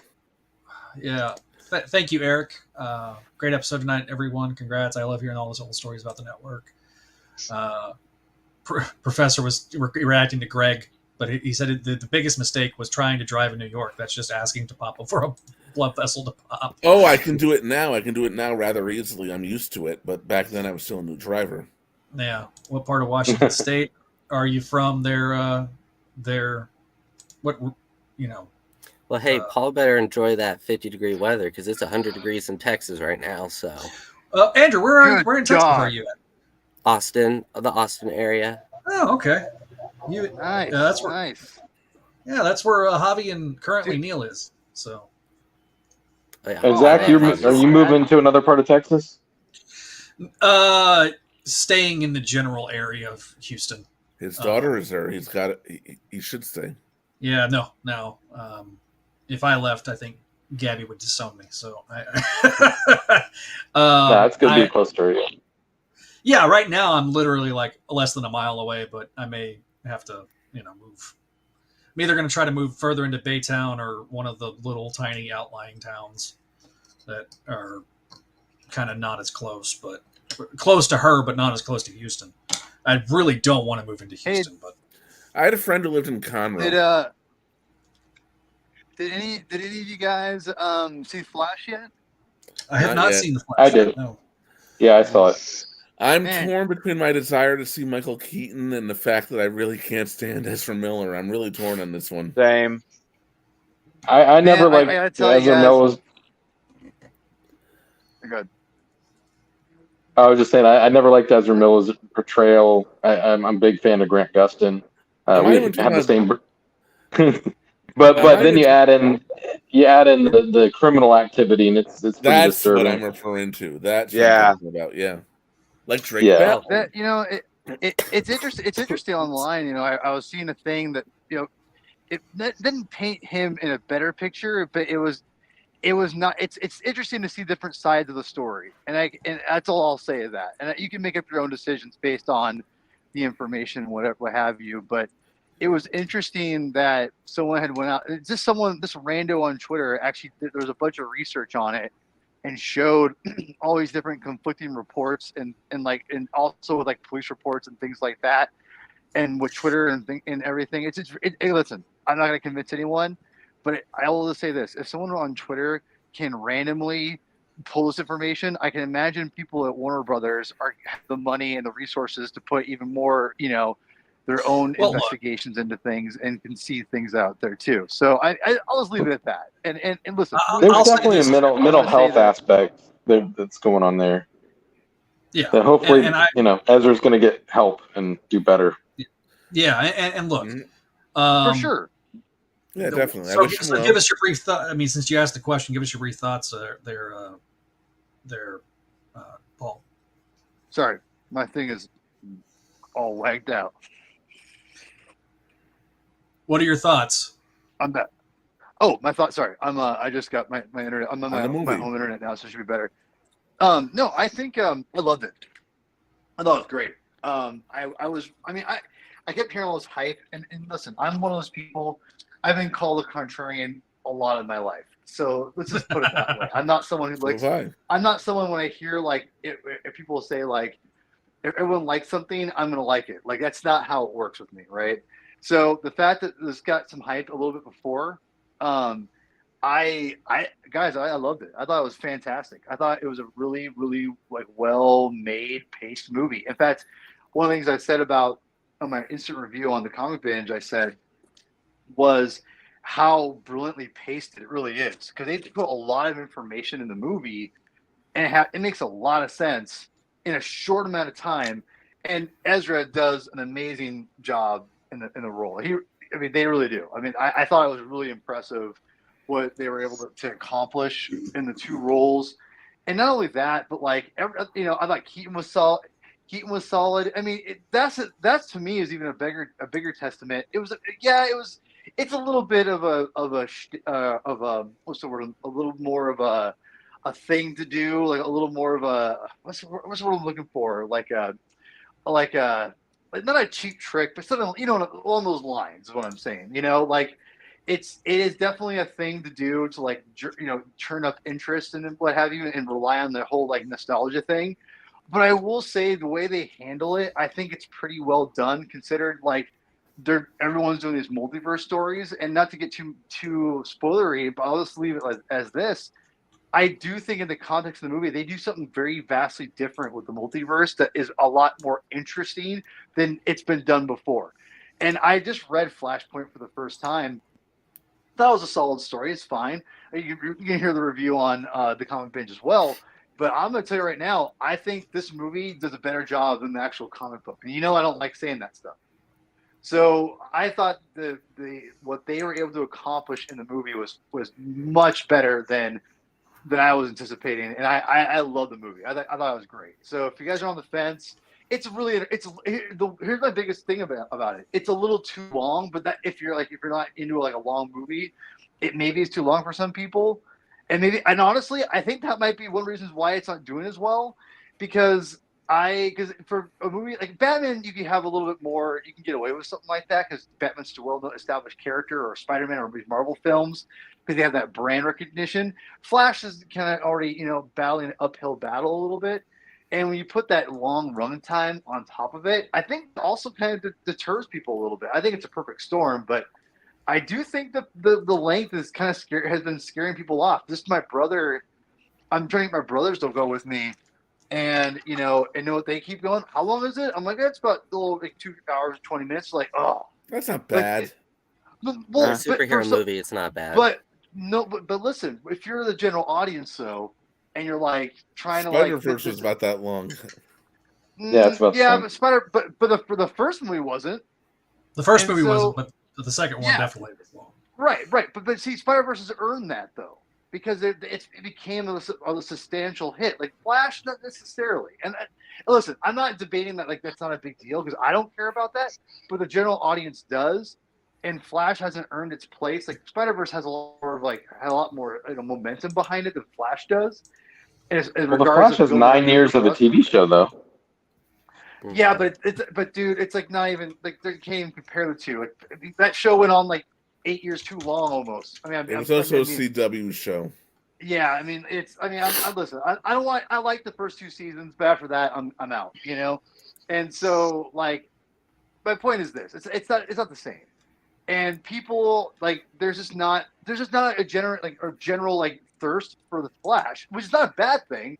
But when you're trying to get general audiences and like happy and they get to go see it, it's a little bit of a tough sell, even with Michael Keaton. So, I mean, I'm not saying it's the only reason. I'm just saying it's a contributing factor to many different things. So I think it's just one thing on top of other problems. But that being said, it's a 2 hours 20 minutes you will not feel. Because I think it's brilliantly paced. It really is. So go check it out. It's a lot of fun. And, and like I said, I will say this. I wanted to see it Across the Spider-Verse really bad again. But because already they took it out of the IMAX screens, I'm like, well, I'll just wait for it on my, to watch it on the 4K. But, Flash, I'm definitely going to try to see again. It's definitely a movie I thought was really entertaining and fun. And like I said, for a superhero film, it's a different approach. And I loved it. So, yeah, definitely, if you're on the fence, check it out. What's up, Andrew, man? Well, I just wanted to say, huge fan of the Comic Binge. Thanks, bro. I really mean Love that. the show. It means a lot to me. Yeah, thank you. But I was going to say, I saw on Twitter today that apparently Henry Cavill and I think Gal Gadot had cameos in The Flash. Well, that's crazy. Yeah. That was the whole thing. This is part of the problem too, right? Like DC has just gotten so many things. Like they kind of put their eggs in so many different baskets. Where the point where like they keep when they have to steer the ship a different direction. It's a massive problem. But yeah, when the Rock was trying to champion a Henry Cavill film for whatever, and they were going that route. They leaned heavily back into that that Justice League, that version of Justice League, and then they last minute, upended everything, which I think is probably for the best. It's a little bit of a bummer, I mean, because I love Henry Cavill as Superman, I really do. I love the Snyder Cut. I think Snyder Cut's amazing. And Greg, I'm pretty sure you probably hate Zack Snyder in the Snyder Cut, but I'm just guessing. It's all right. It's all right. I knew. Listen. I already know Greg. It's like Greg's like Zack Snyder. No, thank you. And then you're like, I think Greg hates the Snyder fanboy more than he hates Snyder himself. Some of the Snyder fanboys. Well, I mean, listen, like the Snyder Every cult, fandom has obnoxious people in it. Let me tell you absolutely. something. I love Spectacular Spider-Man. I'm kind of not so in love with its fan base these days. Yeah. That is all I'm going to say about that. Zach knows. Should I go on my rant? No. But come on. By the way, Paul. hang on, Paul, just a second. Ruben just called in and left a voicemail. But if you want to be a part of the show, Ruben, let me know. DM me, and I'll bring you in. But Andrew, really quick, I got to bail here in a second. Andrew, go ahead. You want to ask one more thing? I was just gonna say, do you think the Flash will get a sequel? Because I know it's not doing too well with. Well, box here's office. the thing: if it somehow course corrects from this weekend and has a little slightly bigger opening than people are like doomsdaying thinking it is, and it has a better solid second opening, which is possible. It is possible. It could have a good word of mouth, which I think is possible, but I don't think it's likely. Could do well in streaming and on home media. Yeah. I mean, it's true, and honestly, it leaves it very unclear in the end of the movie if it takes place in the same universe that James Gunn is creating or not. Like I'm very confused. I don't think it. In my opinion, I think they leave it it's such a. To be honest, I think it's kind of perfect the way they leave it in retrospect, because they could easily put Ezra Miller in the new films and in the new universe and say he could make a very passing comment like, "Hey, Verity's like, God, I've spent years trying to figure this out," or whatever. You can make some stupid little comment and just have him throw him in there, and you're good. But I don't think it's going to happen. I think this, unfortunately, will make Ezra Miller and the WB be like, eh. But at the same time, WB really was really proud of the film. Obviously, I to be honest, if they would have put this movie out like in a like February, this movie would destroy. This movie would be bloated. It'd be making tons of money. The problem I think that The Flash right now is undergoing, and this is just my opinion, is that it's coming out so close to Guardians, so close to Spider-Man, and then you got Indiana Jones coming out in a couple of weeks. Like this next this Friday? Is Indiana Jones this Friday? I don't think. Yeah, it's the 30th. I think it's the 30th. The 30th. Yeah, it's the 30th.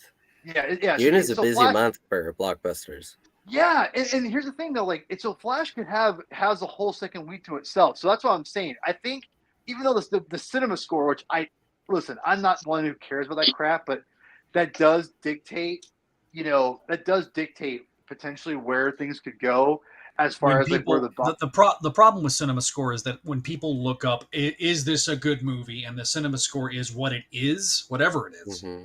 I think that there is a certain level of people that's like, oh, I'm not going to go watch this. Unless you're Michael Bay. I'll wait till Max. Yeah. But here's the thing though. Like, I do think that this movie does have an 86% on Rotten Tomatoes. That's not bad. That's pretty good. And that's something that I think that they could hang their hat on, because I do think there's going to be a good word of mouth from this movie. I still do think that, because people like me, I see lots of reactions being like, this movie sucks. I'm like, that's your opinion, but I don't get it. But again, if you're already against Ezra Miller, I can't help you. That's your opinion, and you're entitled to it. That's fine. And you can hate the movie, you can hate Ezra. That's fine. But I've seen a lot of people on there liking and loving the movie. So they're outside my circle that I'm like, okay, cool. Like, and there's people who don't like it, but I see more positive than negative. So I do wonder if it might have that second week might just kind of be a little better than the projections, and then they go, actually, it kind of righted the ship a little bit with that second week.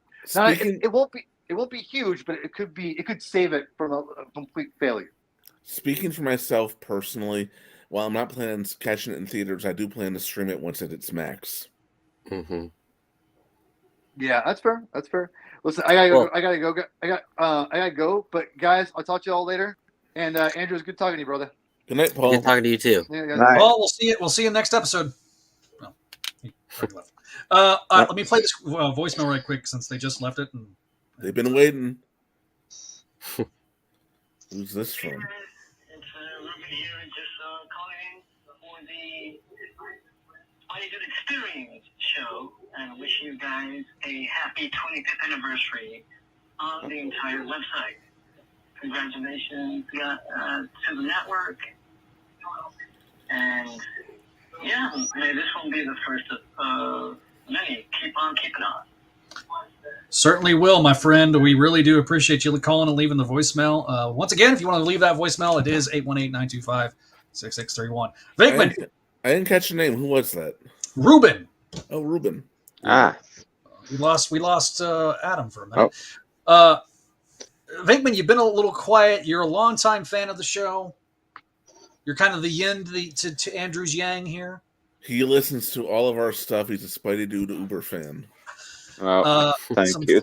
Some favorite things that you, some favorite memories that you can bring up. Even the ones you can't bring up. Like Osborne thirst. Drink it. Megman, do that when Kelly's here. I'm kidding. Yeah, Kelly's. So okay. Let me explain the context for those that don't know. During 2020, the year of hell, we were all gathered on our Discord, and we were all just shooting the shit one night, and we were talking about Normie Osborn and his proclivity to be shirtless, especially like in his earliest appearances. And then Josh decided to start giving us eggplant emojis, and then the running gag became Osborne thirst. And yeah, because the eggplant looks like green and purple, and it also looks like a penis, and so smells like death, blondes, and victory. God almighty. So yeah. A massive chest scar is very attractive. Oh, that's Daddy Osborne. I mean, Granddaddy Osborne, I guess, in Normie's case. But anyway. I've got a story about that. I've got a story about that scar. Norman appeared shirtless a lot during the Dark Reign era. That scar wasn't there. I remember I went to New York Comic Con, and I asked at one point. Okay, they were taking questions. I asked, what happened to Norman Osborn's chest scar? And then Tom Brevoort looks at me. He looks at the audience and asks, does anyone else have a question? Now they draw him with a scar again, or at least they did after that. I don't know what's going on over in Gold Goblin, Pepsi Man, but... that's actually been a surprisingly good book. That and Hallows Eve have been really two good books that I've actually enjoyed. Surprisingly enough. Yeah. Go on. Although I did hear in the recent issue they're foreshadowing his turn back into the Green Goblin. Well, that's expected. Of course, we know it's going to happen at some point. He's the Arch. Yeah. It's always going to revert back to status quo. Status quo is God. Yeah. Vigman, more memories? I'll be right back. Bye, Andrew. Okay. I just got to plug in my laptop. It's about to die, so. Oh. Don't die. Don't let it die. Don't die. Okay. Vigman, more memories. Well, it's just this is just more or less in general, just for the fact that like for almost I think this summer we'll make because I discovered you guys obviously through the crawl space, which was I think this summer will be like 10 years ago, and I've been God, has it been that oh God. And Zach just aged another 10 years. This is gonna get slowly. It's not gonna look as blonde. It's just gonna be gray, like mine. Look, just thinking about this being the 25th anniversary of the website makes me feel old. The crawl space, I think, turned 16 this year. I think it's 16th anniversary this year. Yeah, but continue on, Vera. But like I said, I've known about you guys. like again, I discovered you through the Troll Space, and that's also where I discovered Clone Saga Chronicles, and that, like, I've gone back and forth on as a reader, I've gone back and forth on my opinions on the Clone Saga, because that was sort of when I started reading Spider-Man on a regular monthly basis and collecting the books consistently was during the Clone Saga. Then there was like the period where it's just let's just try and forget the Clone Saga. That's, you know. I remember when the name dropped Ben Reilly and Marvel Knights, and that was a huge deal. But then I kind of would go back and reread certain things and be like, you know, the oh god, I can't believe I blanked on his name. JMS? No, not JMS. Who is the? Oh, I'm blanking on. I know it's on the tip of my tongue. Superman artist who did Sensational. Dan Jurgens. Thank you. Yeah, Dan Jurgens. Like I remember rereading issue 0 and being like, this is a lot better than I remembered. But there was like specifically Clone Saga Chronicles that really turned me around on and made me rethink a lot of things on the Clone Saga, and it's particularly Zach himself.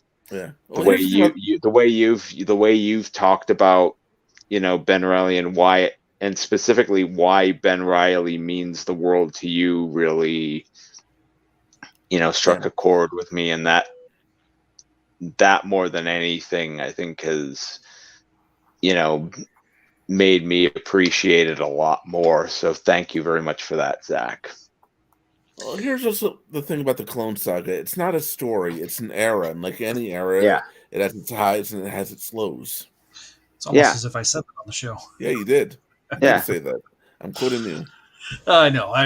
It's so... Okay. And it's funny because I used to get so much shit on Crawl Space, and it wasn't malicious ever. Let me be clear. It was never from a malicious intent. It was always just from fun. It was just a lot of bags of flour. It got a little old after a while, and I say this as someone who was listening at the time. Yeah. I mean, you can only be the butt monkeys, you know, for so long if you understand that TV trope. True story. He was first couple of shows we did a Spectacular Radio with Greg and Jennifer when Jennifer was a guest, not a co-host on anything, and I was the one who was saying crap. He was so happy. Zach was so happy it was not him for once. Dude, it was cathartic. I ain't gonna lie. Because you know when you're in the moment, you know what I mean. Like you don't even think about it, but then like later on, sometimes you're like, oh, man, you know, listening back, sometimes you're like, man, that was really mean. Stella was merciless. I mean, she went for the throat. 12-inch Scarlet Spider. Damn it, JR. Was that what you call it? Yeah, thanks, JR. JR was probably the dirtiest minded person on the show. Like him and Brad, especially. Yeah, JR though. Well, at least it wasn't a 3-inch mini Scarlet Spider. Yeah. JR, and this is not meant to be an offense to anyone at all. Of course, I don't mean that way. Given my history, I don't want to take it that way. JR is to this day the best part of the show. Oh yeah, I mean it's JR is. Yeah, it's like every Spider history is story time with Uncle JR, and you sit around and you know he's sitting there smoking his pipe and waxing poetic about whatever month they're covering with Spidey's history, and you know he likes to add his embellishments, and sometimes his embellishments are more entertaining than the actual books. Because like I went back and looked, issue 94 came out the same day the site started, right? And that was the issue. I had never read it until recently.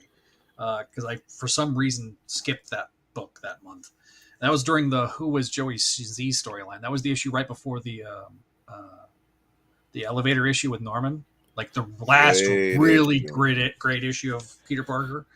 And I went and reread it and I'm like, yeah, I mean, the stuff with Kingpin's kind of interesting and fun, but like, and Romita Jr.'s artwork's great, but like, it was trying really hard to make me care about Jill Stacy, and yeah, So I kind of wish. I mean, I didn't mind Jill. I thought she was fine. I preferred her during the Forgotten era than over the reboot era. But we won't talk about that. Eric Porter Well, says she's been forgotten now. yeah, she definitely has. She's one of those forgotten characters. Eric Porter says Clone Saga era did give Marvel great sales at the time, and Joe Quesada is on record saying that the Clone Saga was the most requested trade paperback series that in the history of Marvel. They had more people requesting that particular set of books to be collected. Praise for Joe Quesada, saving off bankruptcy. Which we don't often do. He did a lot to make sure a lot of these old stories were republished in trades. He did a lot to make them available. Yeah. Eric Porter says, however, Clone Saga Chronicles did point out many inconsistencies, i.e. wrong hair color for new characters, continuity errors, Kane and the Spider-Man. God, that was such a shitty... Spider-Man Unlimited was just terrible. It was just terrible. Like, I can think of, like... It had, like, the first half had fantastic Ron Lim art, but the stories were ass. And... We didn't have that backstory at one point. Yeah, but that wasn't during the Clone Saga. That was That's right. That was before. That was issue 3. I think the guy who coined the term prison ass now regrets coining that. It was. I saw a lot of prison ass whenever I worked in prison. I did not envy you that I wasn't job. in prison. I just felt like I was there.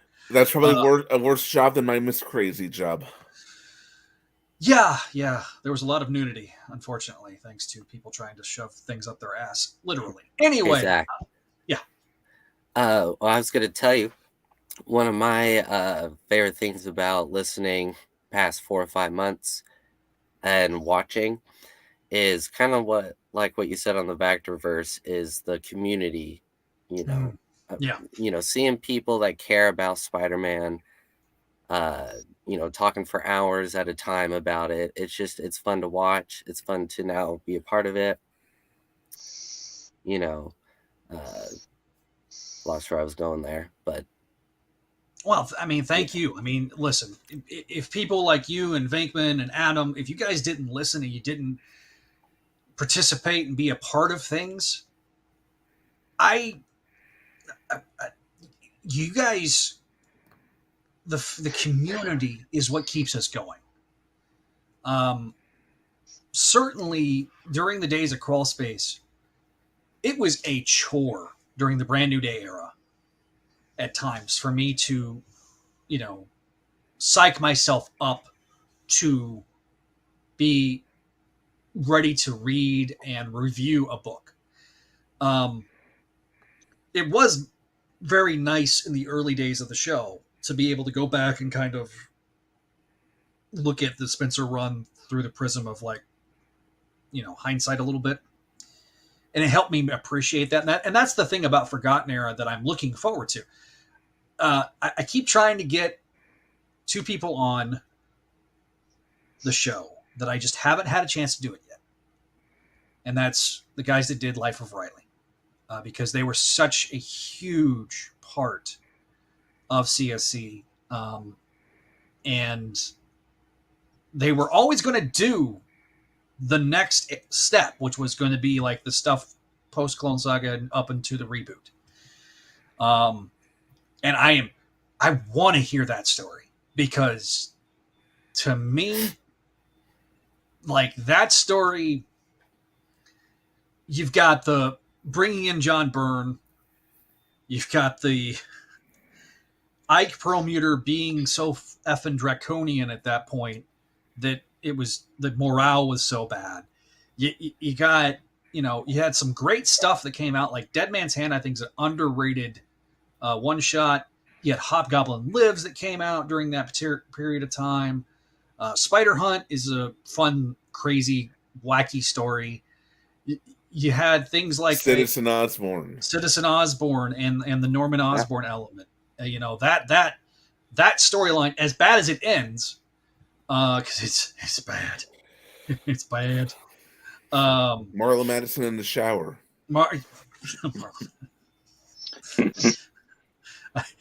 or as JR puts it, bangable Marla Madison and bangable Ashley Kafka, because they DH like Yes. son of a bitch.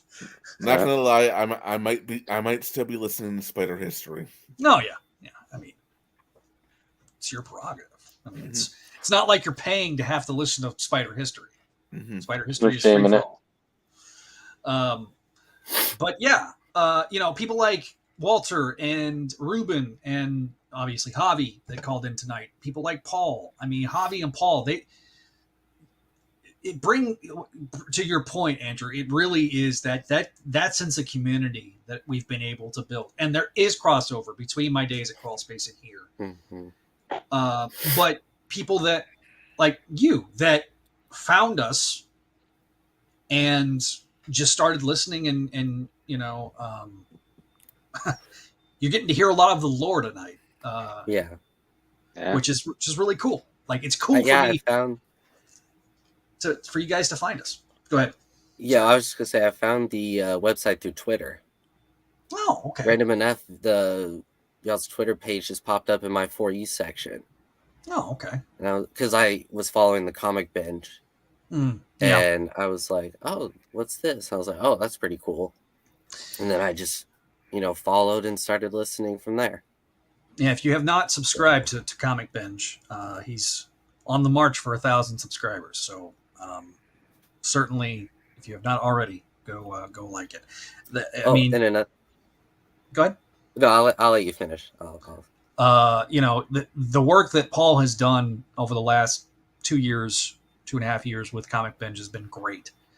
Vactor, I loved being on the Vactorverse. That was a fun time for me because Vactor's a great dude. And that's the other thing too. Whenever I left Crawl Space, sometimes it felt like I was in a vacuum, and which was fine.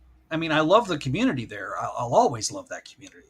But it was like, hey, there's more to Spidey fandom than just, the Crawl Space. And so it was cool for me to be able to say, okay, well, the Wall of the Web Snappers guys. I mean, Greg's been on there. I've been on there. Those guys were on a couple episodes ago. Great guys. Great dudes. I mean, and they're wacky, man.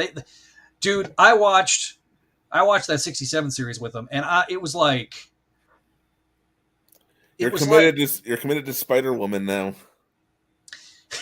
Yeah, I know. We're gonna have to watch that shit, and it'll definitely be a. Oh, we lost Adam again. It'll definitely be a Patreon thing because, I don't know if YouTube will allow it.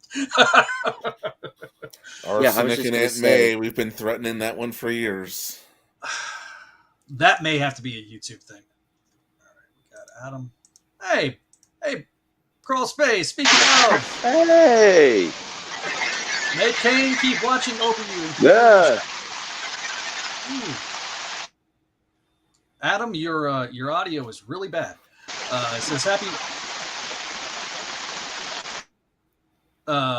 happy spectacular 25th, Zach. May Kane keep watching over you and keep on cloning. Thanks, Brad. It's thank you for seriously. I mean, you've been such a huge part of the show and all the shows, and your community has been such a great thing. And going out and back to my point that I was making,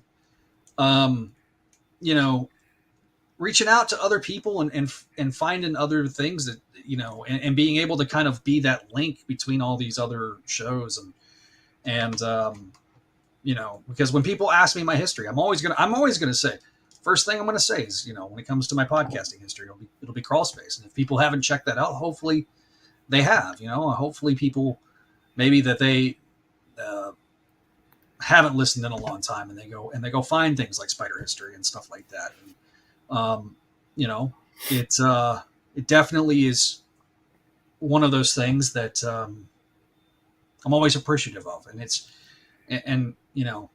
people like Adam and people like Andrew. I mean, you guys kind of, and Greg too, and Vinkman. I mean, Vinkman, you've been a fan of the show since, CSC days. I mean, because I mean, CSC is almost 11 years old, or 12 years old, almost 12. God, where is time? Time is a thief. So, that's one of my best friends, man. What's up, Levi? Thank you, buddy. One thing I was going to say real quick, Zach, is if I happen to have interrupted, my internet's kind of slow, so there's a little bit of a delay. All right. You're good, buddy. Is my mic good? Is my audio good? Do I sound great? Okay, just want to double check. But another thing I was going to say is, I'm sure it's not hard to tell, but this is my first time ever being on a podcast. Oh yeah, ever, welcome. Like show. First time I ever did it was a call in too. I think it was the Crawl Space. Yeah, it was the Crawl Space. Yeah. Because I was thinking about reaching out, and then like a week ago, the last Spideydude Experience, when I heard that this was an option, I was like, I gotta reach out. I want to be on and be able to talk to you guys. Well, so thank you. Did. Yeah. Thank you for reaching out. Thank you for being a part of it. You know, the to hear all the stories and get all the perspectives and stuff. It's always nice. And, you know, yeah. So, but yeah, Levi is one of my IRL real life best friends. And thanks for your support, buddy. I really do appreciate it. Justin says the Zeb Wells run of Spider-Man is top 3, bad behind Since Past One More Day. Matt Bird said, I was saying to my question about introduction to Spider-Man was a coloring book when he was 6 years old. He was fighting Doc Ock in the story of it over some stolen gems. Yeah. My introduction to Spider-Man was also a coloring book back in 1983. It was something called Spider-Man Christmas. It was actually this linear story they got with the Green Goblin kidnapping Aunt May and trying to ruin Christmas or something, and then Spider-Man throws him off of the Brooklyn Bridge at the end. But you can find scans of that thing. It's out there. Yeah. I mean, go ahead. Greg, you're the only other one old enough to have the. Did you ever have the Power Record? The what? Spider-Man? The Power Record Spider-Man? The Power Record? No, I don't think I did. Oh, wait a sec. He's got it. Vickman's going into his stash. Wow. Yeah, the Attack of the Man-Wolf, and the Man-Wolf was scary on there. I was a little kid, and I was like, ooh, this sounds freaky. That had some great, speaking of Romita Senior art. We'll definitely be doing a part of the retrospective with that. And, yeah, he's a legend. He will be missed. Mm-hmm. Yeah. I don't know if Spider-Man would be as big as he got if it wasn't for John Romita. I've said, I said it in the comments. Crawl Space last night did a John Romita retrospective with Bruce, who's a friend of the show, and he where they kind of talk about like his impact on the merchandise sales, and you know, from basically 65 up until honestly the year 2000 with Ultimate. I mean, Romita was the guy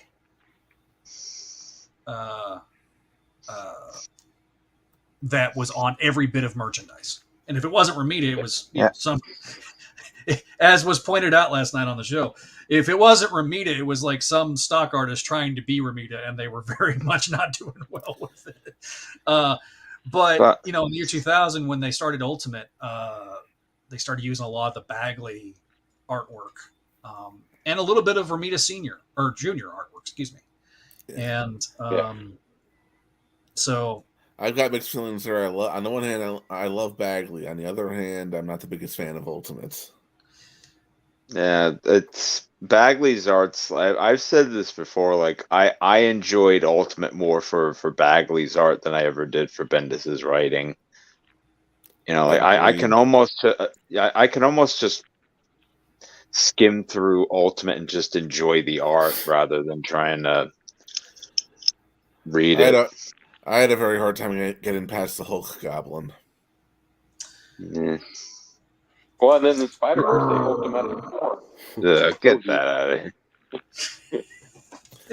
I grabbed my Green Goblin, but he's hanging from the ceiling over there, firing his finger blaster at Spidey.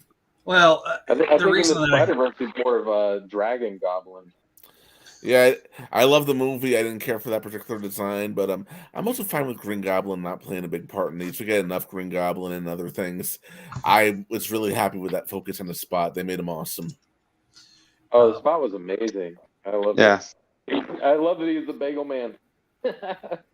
Bagel I Man. talk about that bagel section like all the time. It's the funniest joke in the whole movie. It's just bagel. The bagel effect. Venkman, you got something in your hands, I see. Yes. Show us. We were going about like our introductions to Spider-Man in general. Like, and I always say like I officially became a Spider-Man fan on Christmas Day 1991. But before that, my two introductions to Spider-Man was, of all things, an episode of Muppet Babies. I know the one. Yes, That's Comic the one Capers. Yes. The one with Stan Lee. The one with Stan Lee in it. But other than that, it was that, and it was a Power Records that I had, or technically Peter Pan Records, but it was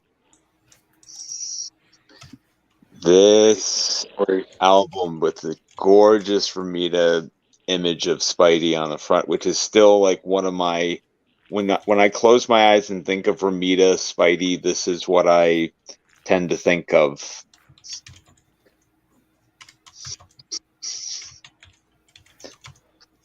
For audio listeners, let me pull that up again. Sorry, I was. Oh yeah, that is. He's got the Electric Company Power Records Spidey Super Stories. Spider-Man is Born for the audio listeners. Oh, what a gorgeous artwork! Yeah. Oh yeah. So. Narrated by Morgan Freeman. Really? Yeah. Amazing. Yeah. Well, again, he was easy reader on the Electric Company. I did not know that. He also played Dracula on that show.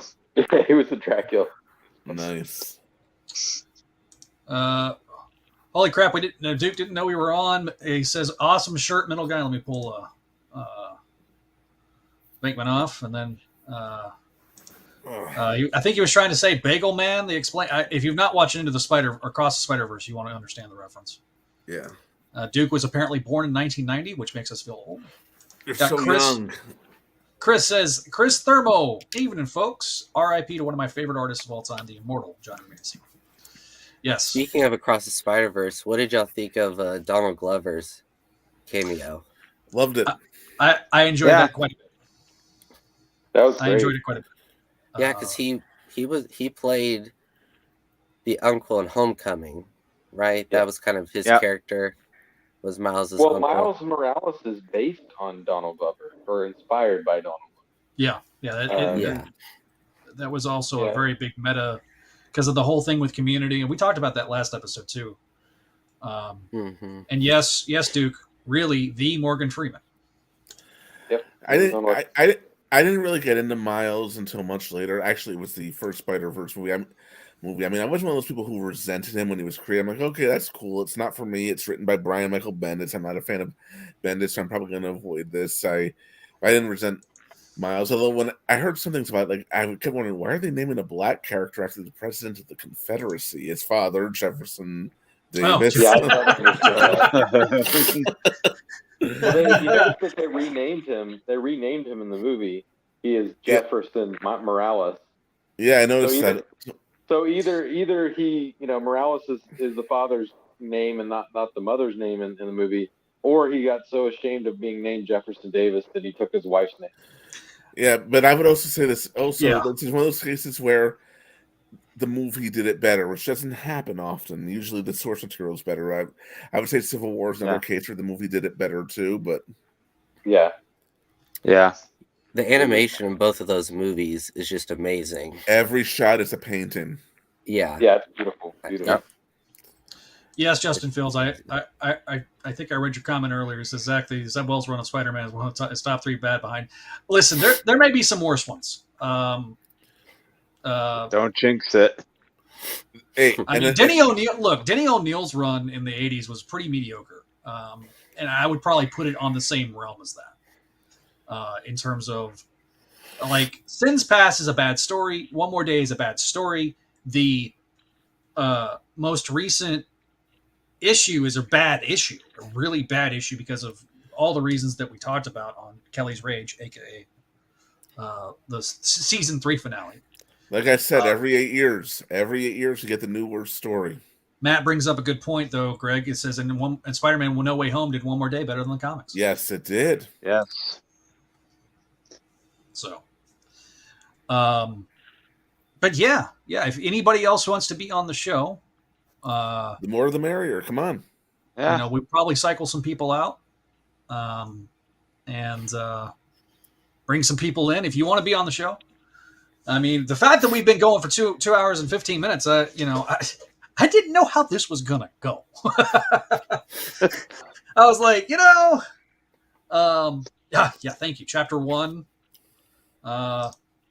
Chapter 1 did one decent thing in it. I thought that making Chameleon an agent of Latveria was actually a brilliant move with a sudden time scale, since no one knows what the Soviet Union was anymore. But the Soviet Union can't drive you. You called me a commie. Why did you do that?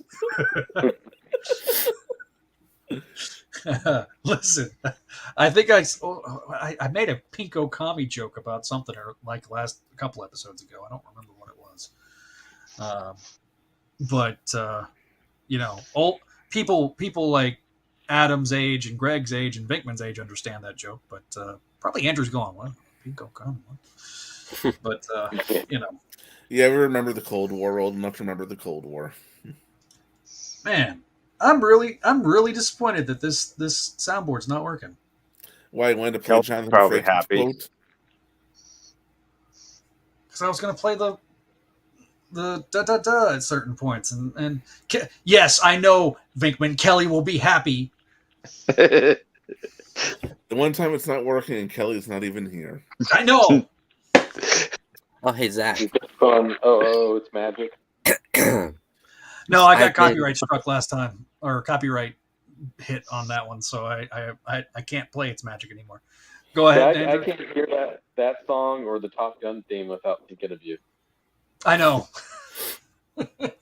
Go ahead, Adam. Why didn't you tell me I was a clone? I was just gonna say I like the shorts that you do on YouTube with the thank you. The action figures. I've learned a lot actually off of those. Oh, thank you. So, thank you. Yeah. Trying to. Those have been a bit of a challenge because you have a minute and that's it. Yeah. If I did it on TikTok, I could do up to 10 minutes on a short, but it's super easy. I can do like 3 or 4 and put them in my drafts, and then I can just publish them whenever I want. And that's been a lot of fun. And honestly, since I started doing that, we've doubled our subscribers.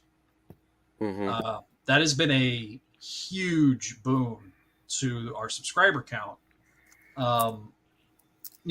And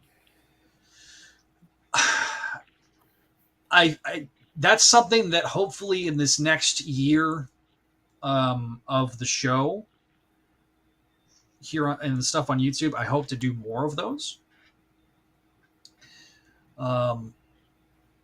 You could also take out clips from the regular show, right? Yeah. So I don't have the computing power to do that yet. I'm hoping that my laptop should be coming in August or September. So once I get that, then I'll be able to, because I'm getting with school, I'm getting Adobe Creative Cloud, and I'll have the whole suite. I have Photoshop and not Premiere, the other one. What's it called? Illustrator. Thank you. Couldn't figure that out. And but they're cracked versions. So I'll have the official versions. Plus the I'll have like the new stuff with them. So. And what are you going to school for again? Sports broadcasting. Oh, cool. I have a face for radio, so If radio still exists by the time you're done with your class. yeah. Well, you know what's funny? Like sports talk radio is still a big thing. Like it still has a legit market.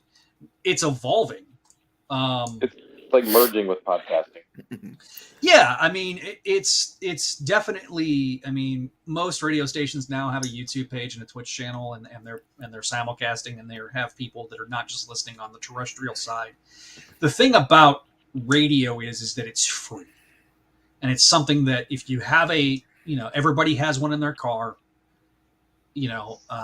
They can listen to it at any time, and then with podcasting and media evolving, you're starting to see it, and it's funny because at one point ESPN was really big with it, and then they ended up laying off everybody in the podcasting department, and so it's. But then they go out and pay $170 million to Pat McAfee, which good for him getting his bag. But it is definitely evolving and changing. I mean, the broadcasting in general is evolving in a lot of ways. And so it's interesting to be on the kind of ground floor of that and coming in at a time where, we'll see how everything shakes out in terms of media. Well, Zach, I'm sure you can agree with me on this, that as soon as I showed my Cowboys shirt, I realized probably shouldn't be bragging about the Cowboys. There's not much to listen. That's a whole other podcast. I have been pondering seriously starting a NFL / Cowboys channel, and I just haven't pulled the trigger yet. But this is the time of year that it would probably be good to start it, because training camp's going to start next month. It can be on Spideydude. Not everything is Spider-Man related. The one that I host is not Spider-Man related or even Marvel related at all. Neither is Books of X. Well, it'll be technically a part of the Spideydude umbrella, but it would probably be a separate channel. Yeah, I hear you. Because Yeah. will I simulcast a few episodes here and there? Probably. So, And hey, faces for radio indeed. There's only two people on this, two hosts / co-hosts on the site who have faces for television. That's Kelly and Jennifer. Yeah, the girls. Yeah. Yeah. Definitely the not the girls. dudes. I mean, no. Zach, the biggest thing is the Cowboys just can't end a season on a normal play. Listen, I still don't understand what Kellen Moore was doing, making Zeke Elliott the center for his final play as a Cowboy. That still baffles that whole. That is the second worst play of all time. Only behind that one Colts play that they were trying to run a sneak. It was like 4th and 1. And they were playing the Patriots, and the Patriots just were like, "What are you doing?"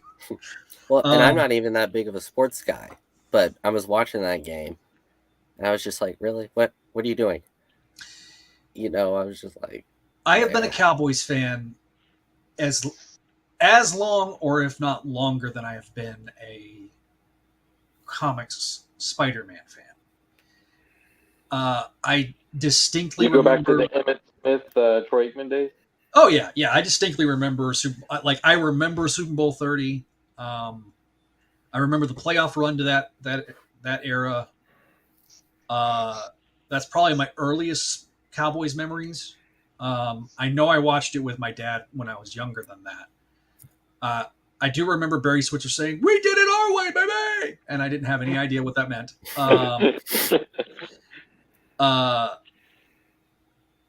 And now I think I have as much of a knowledge of the Cowboys as I do Spider-Man.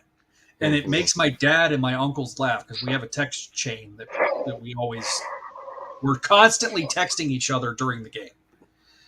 And the Cowboys, Cowboys have broken my heart.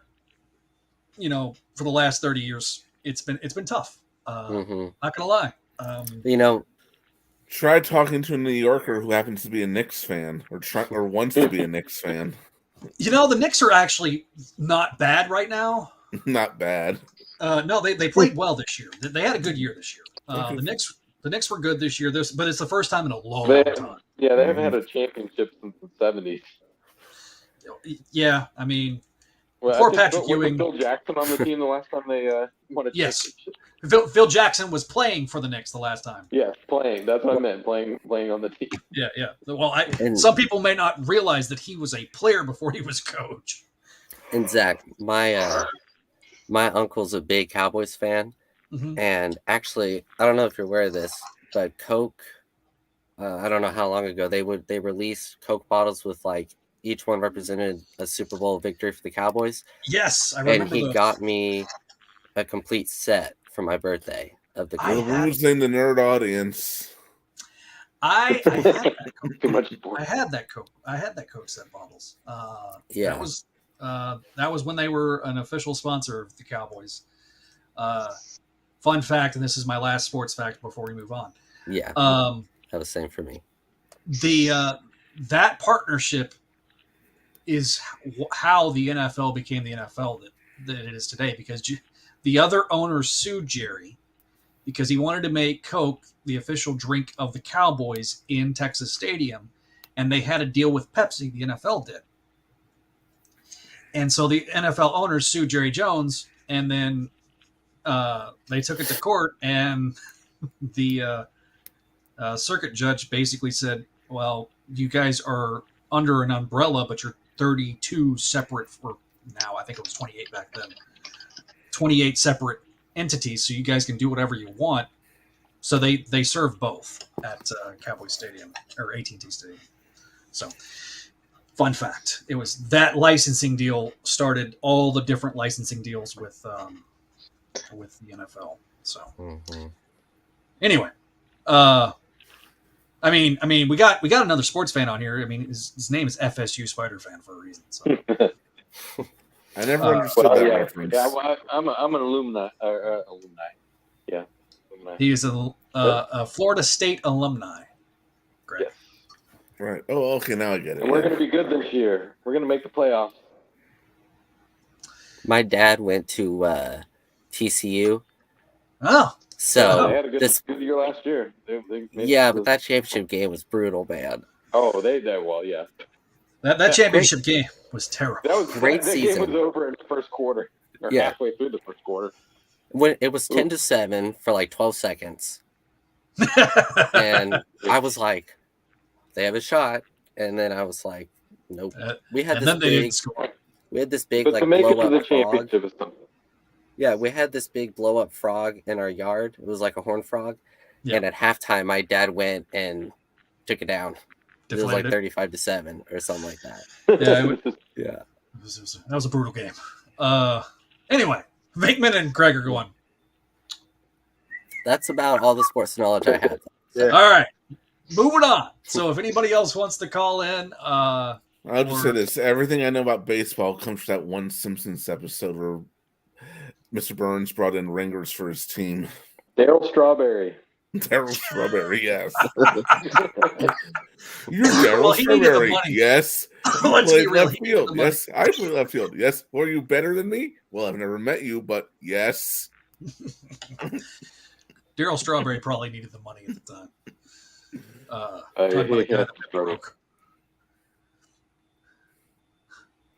Thought I was going to sneeze, so I muted myself, but oh God, it's always. What was it they drank that made their heads all big and?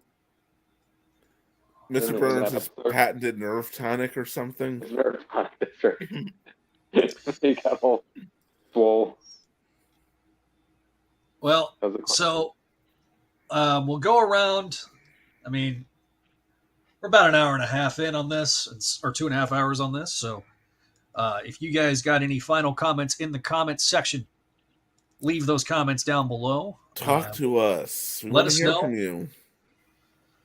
If I wasn't so tired, I'd call in again. That last time was fun, but unfortunately, I'm going to have to pass on that one tonight. Well, that's okay. Yeah, that's okay, man.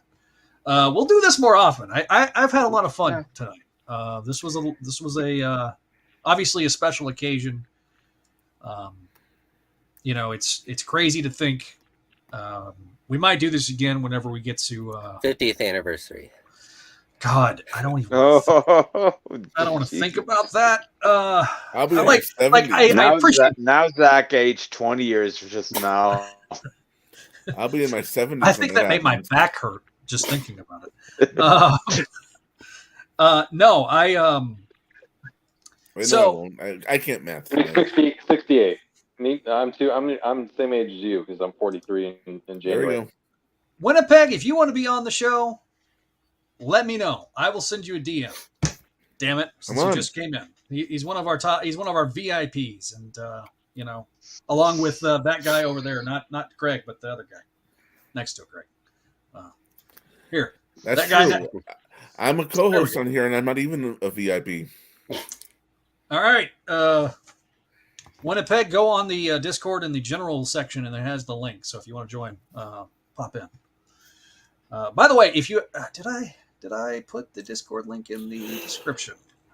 I don't remember. I think so because that's how I got. That's how I joined.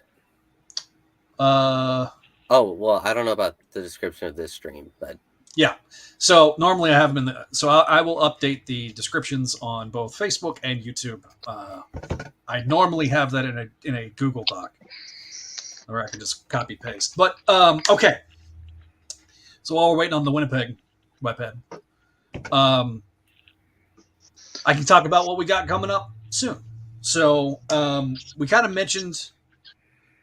This is my state of the website. I don't know why I'm using this voice. That's my gangster voice.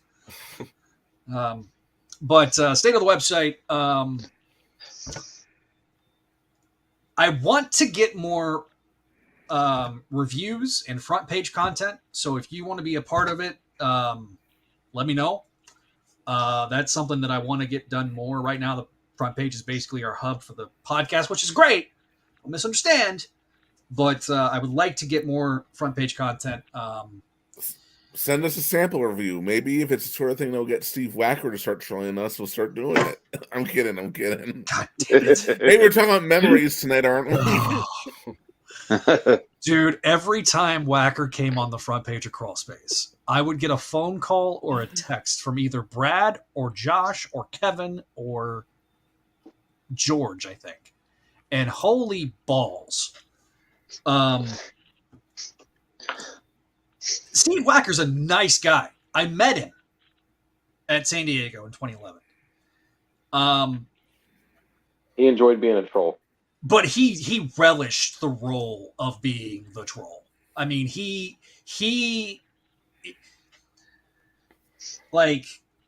was real good about baiting people. And God, I mean, every time banned off of Crawlspace in the end. He got warnings, I know. He got 2 warnings. He never got the 3rd strike. Technically, Slot got banned, I think, because Slot wanted to get banned. Like, he requested his ban. Yeah. Which here's the thing. Like, he requested the ban, right? And I don't know if we ever did it, but I do know this.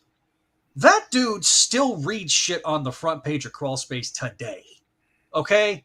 That guy, I swear to you, he has Google alerts set up that every time that his name is written down, he gets the alert. And he must, because that's how.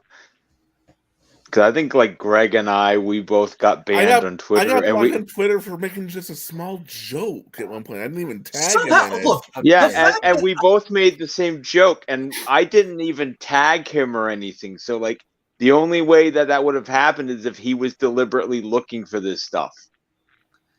I still don't know how I have not gotten banned. Like, bring him on the site sometime after the debate. Listen, I would Dan Slot. If you want to, I'm going to make this a damn. Hang on, let me blow myself up before I bring in Winnipeg Webhead. I see you backstage. Dan Slot, if you want to be on the program, on the Spideydude Experience here on Spideydude's Spider-Man page, or the Spideydude Radio Network YouTube channel, send me a DM on Twitter. Let's make it happen. Or you can leave an email at SpideydudeRadioNetwork@gmail.com.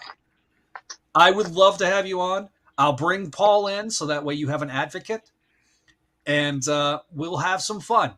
I'm not going to be a jerk because life's too short to be a jerk to people. We have some disagreements, possibly. But I would love to talk about, especially your new books. Your new books are great, man. You and Bagley are killing it. Like, I've really enjoyed the books. So, this is my formal invitation to you, Mr. Slott. Come join us. Come hang out with us. Let's have a blast. All right. Anyway, he's a right. very entertaining guest. I mean, we can reminisce about the last time we talked, because it was one of the best days of my life. I got to talk to Dan Slott, the future writer of Amazing Spider-Man, and I was at a Cowboys game. Anyway, hello, Winnipeg Webhead. Josh, how are you doing, buddy? Hey, everyone. Can you hear me okay? We can hear you great. Oh, yeah. Awesome. Sweet. Welcome to the show, man. Thank you. Yeah, no, thank you. This is really cool. I really love the fact I now have like a group of people I can actually talk about Spider-Man with online in the Discord and keep up to date with everything. Well, listen. Tell people about your work that you do, and tell them a little bit about yourself. Introduce yourself to the audience here. Sure. Yeah. I'm Josh. I'm from Winnipeg. It's Winnipeg Webhead. And I have the most amazing, spectacular job in the world. I get to be Spider-Man for birthday parties and Dream Factory, kind of like Make-A-Wish events. And it is the most rewarding thing in the world. It's great. I'm actually 2 years ago, I started with this kid named Ethan, who he's passed from leukemia since, but I get to, I have supper with his parents next week. And I mean, I owe my life to that kid. He changed my life. I would not be doing what I do now for work if not because of him. And it's the greatest job in the world. I get the chance for a kid to meet his hero Spider-Man and get them through superhero training, and we learn how to use our superpowers. We shoot webs, and it's the best job in the world. That's amazing, dude. That to me that's awesome. My sister was a Make-A-Wish kid. So the work you do is incredible, and let me tell you, that's something that Kelly has opened my eyes and that world to me. There's another friend of the show, Spider Menace, and he does similar things to what you're doing there, Winnipeg, and like a couple years ago, right before this show started, we had my ex-wife's nephews, and we did a special thing for the youngest because he's a massive Spider-Man fan. And, we had one of the cosplayers' friends that sent a message to him in character. And that joy that you see on that kid's face, like... There's nothing like it. No, it's illuminating. It's beautiful. It's, you're dealing with terminal kids too, and it's heartbreaking. Yeah. But if you can give a little joy in a sea of darkness, that's when you see the light of humanity. Damn it, Walter, there is crying on a podcast. I'll start getting emotional when I think about it. But it's thank you for what you do, dude. Seriously. No, it very much emulates the job emulates what Spider-Man stands for. Is I've been given this gift, this power, so to speak, to do it, and with great power there must also come great responsibility. You can help someone, you help everyone.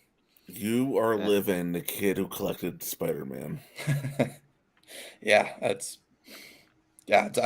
I said, it's the best job in the world. It's awesome. How did you get into it?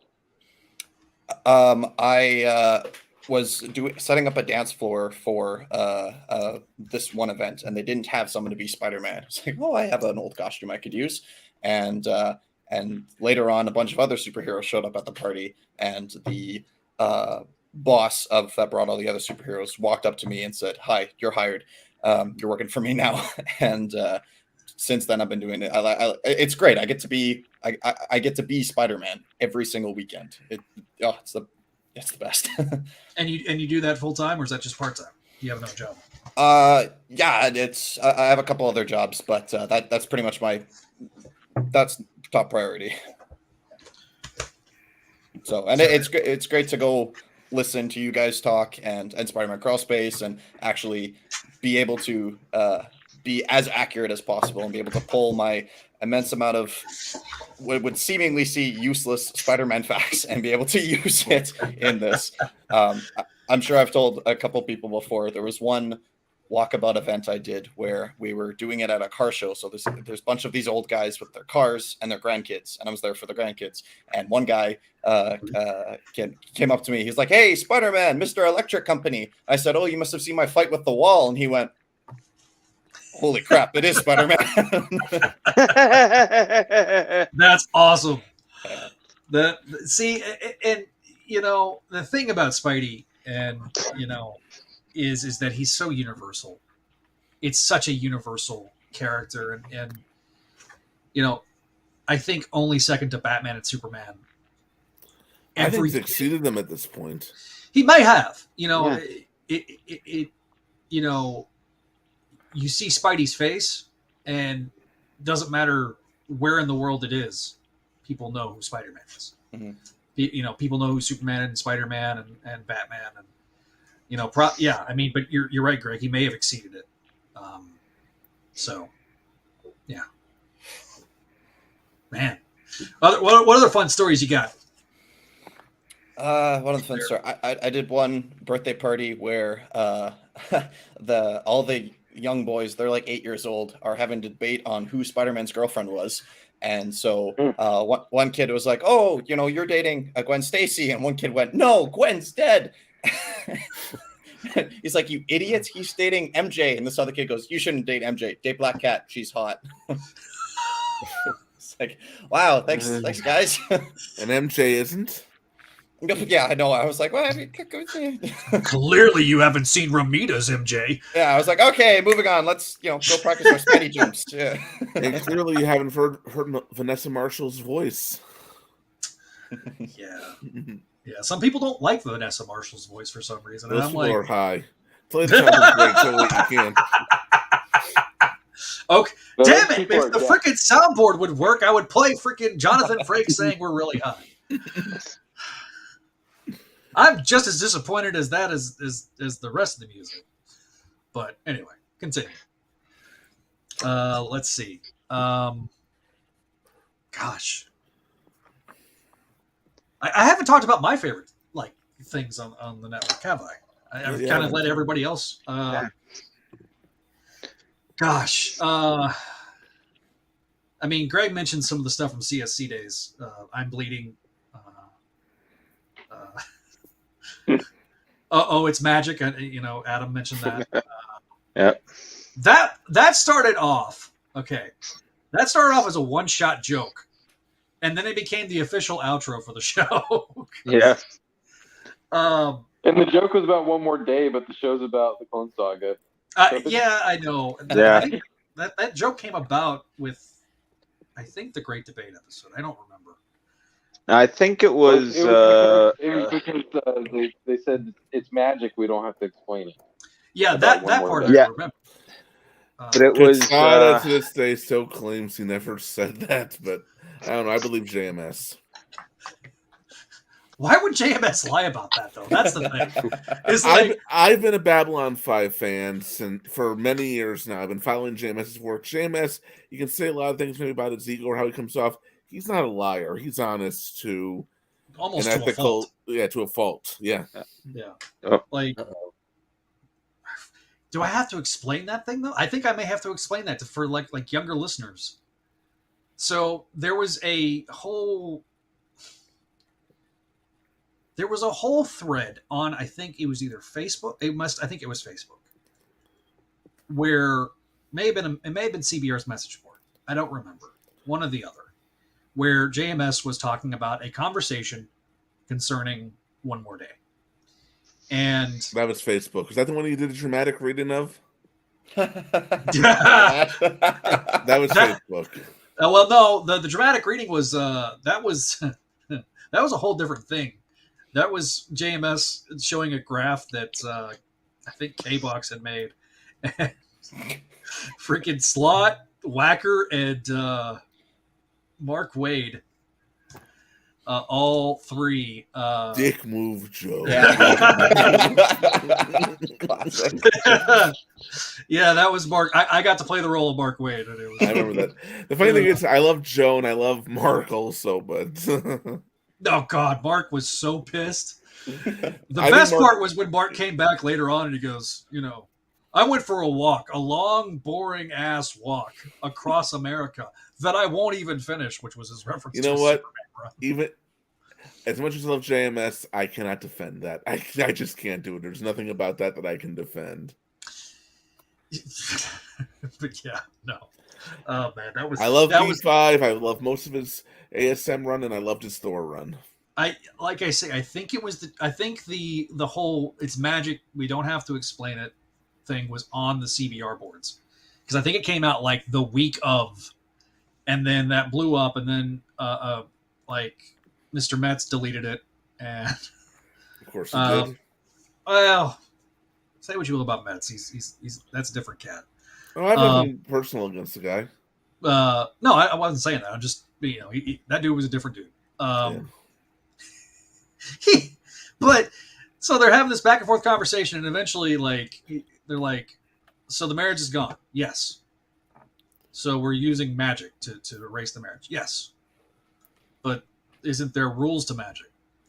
Joe, it's just magic. We don't have to explain it. And they're going back and forth because in Joe's mind, if they were going to redo this, they were going to reset it all the way back to they should reset it to shortly after the death of Gwen Stacy. And then they're like, no, we're just going to reset it to just the 20 years of established continuity. And then the outrage was so bad that Quesada decided to write Omit, and then Made it worse. Omit was the story that explained what actually happened. Yeah, hit by a brick. Oh, God. A devil brick and a devil pigeon. Yeah, the devil.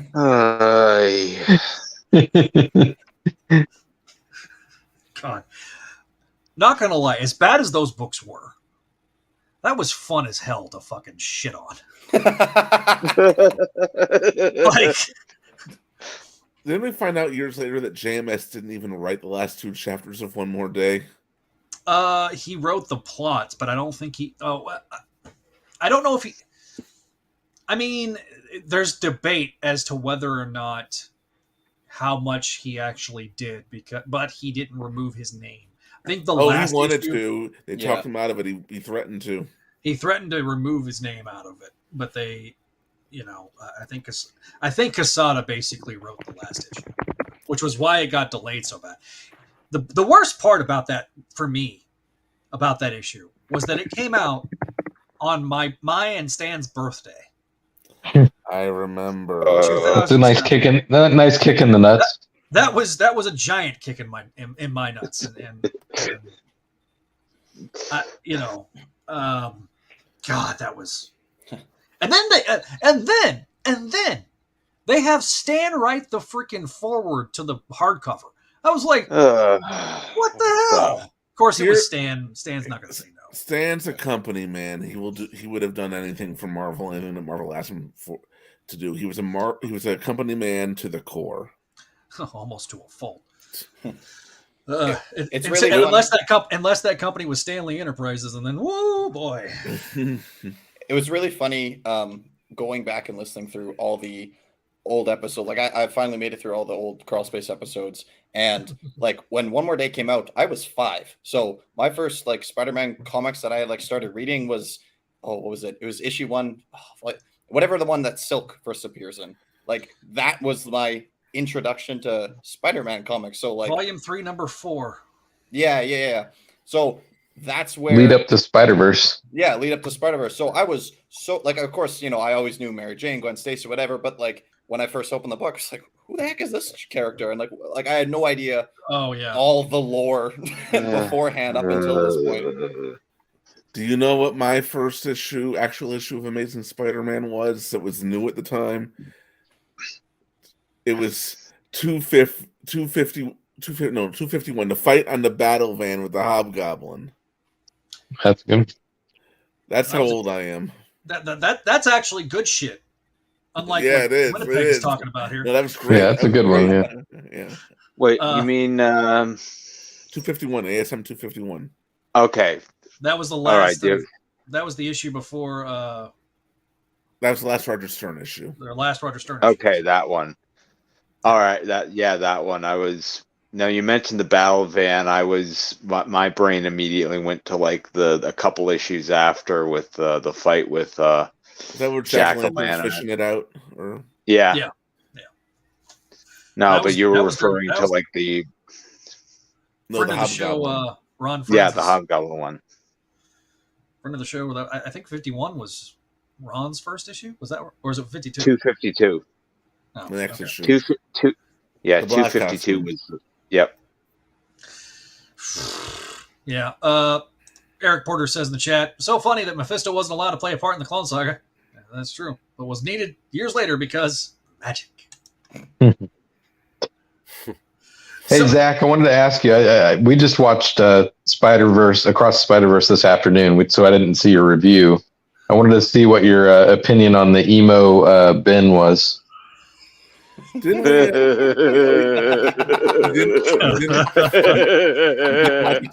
didn't watch Experience? We talked all about it. He hadn't had a chance to watch Experience. I haven't had a chance. We just saw the movie this afternoon because we were on vacation and we didn't have a chance to go to the movie.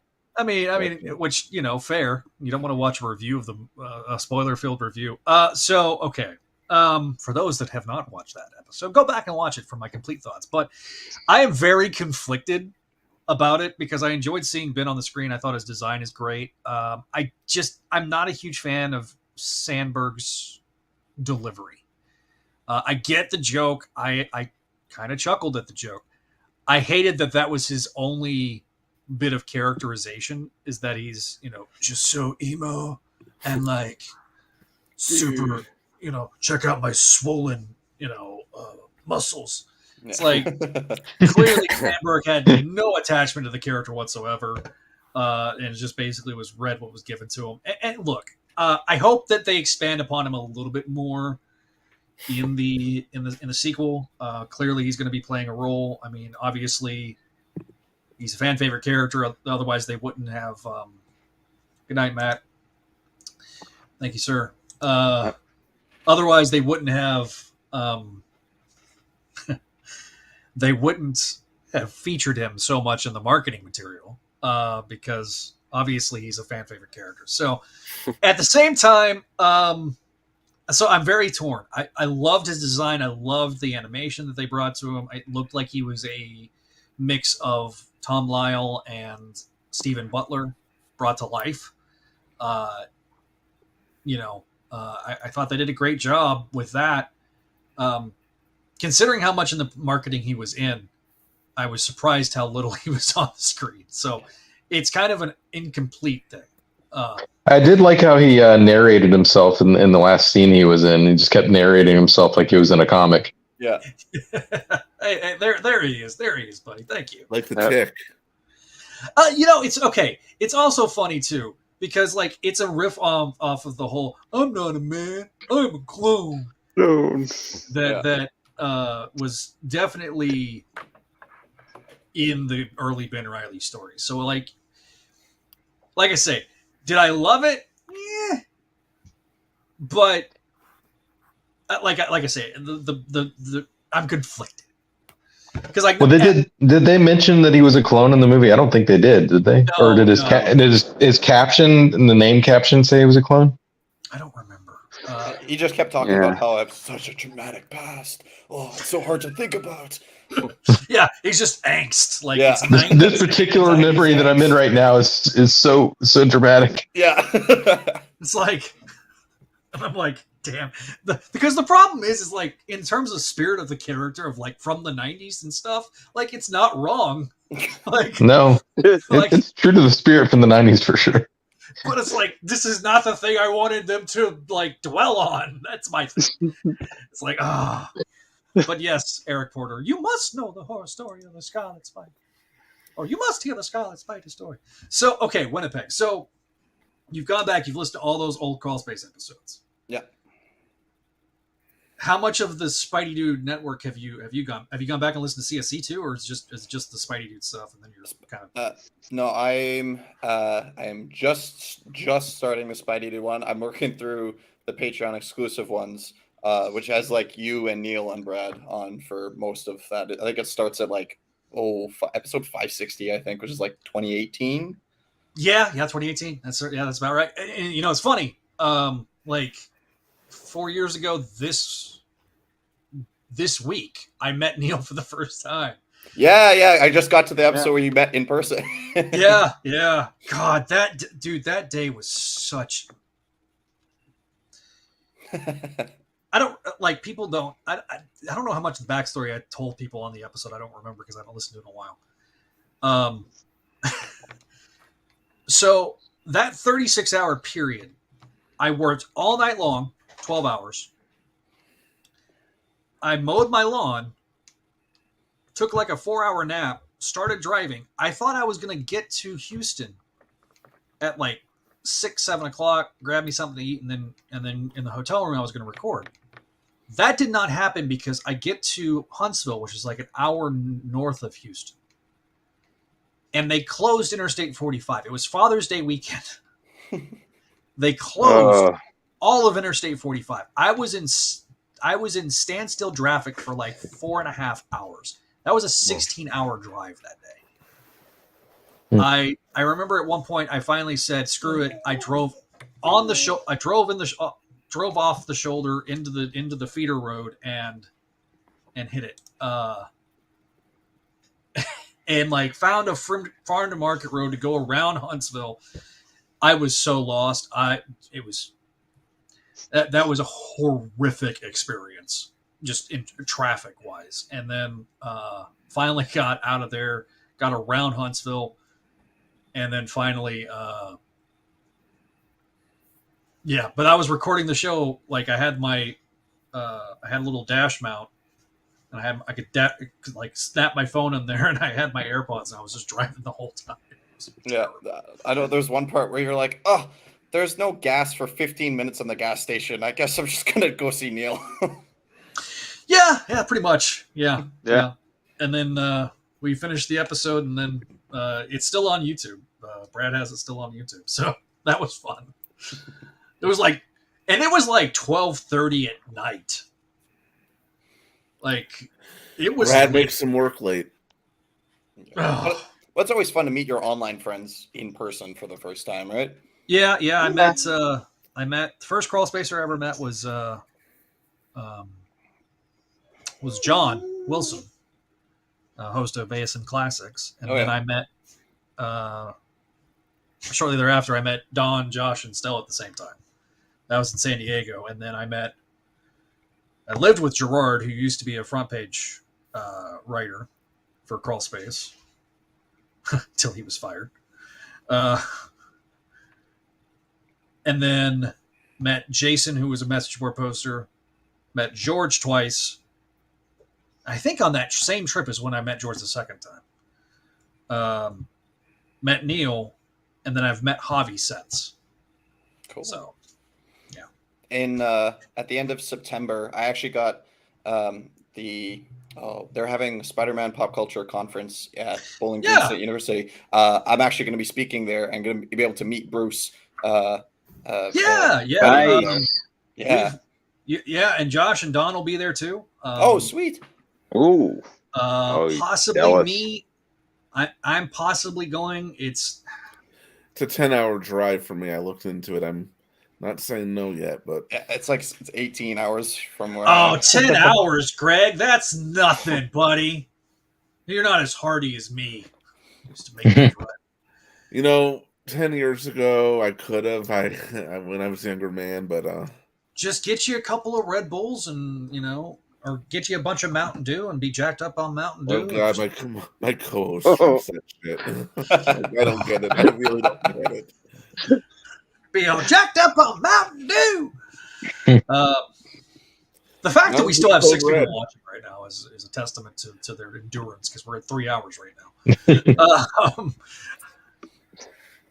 A 3-hour tour. So I'm hoping to try to go, Josh, but I'm not sure yet. I've been invited, and I would love to meet Bruce. Bruce is a great guy. Yeah, and he's got, I think, the Ditko Con like the next day. Yeah, I heard that and I was like, dude, that's commitment, man. Is he gonna bring all his because doesn't he have like a booth that he brings and stuff? Yeah, he brings like his little AM radio, Spider-Man AM radio signed by John Romita Sr. and yeah. I mean, that'll be super cool. I just, man, that's trying to haul that. I don't know how. I mean, he lives in Pennsylvania, right? So it's not that big of a drive. I think it's like 2 or 3 hours. Mm-hmm. So it's not terrible, but yeah, I'll be flying.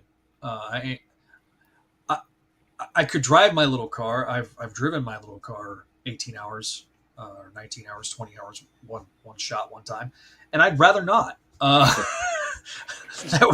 was a rough week.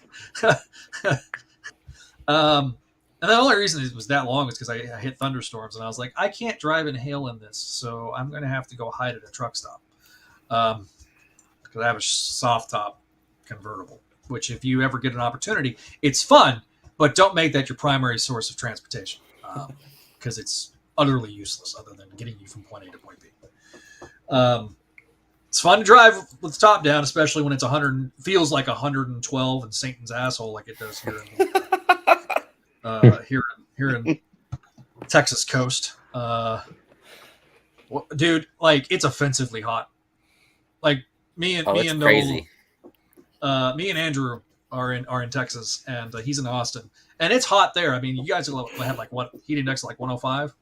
Something like that. The humidity is brutal, man. The humidity's bad. It makes it feel like 110. I mean, now I'm. You walk outside, it feels like death. That's how hot it is. It's just, dude. I am become death, destroyer of worlds. It is offensively hot. That's the best way of describing it. See, I'm in Canada, so I have the exact opposite from you. We've been colder than the moon before. With wind chill, it's like minus 54 degrees Celsius. It's bad.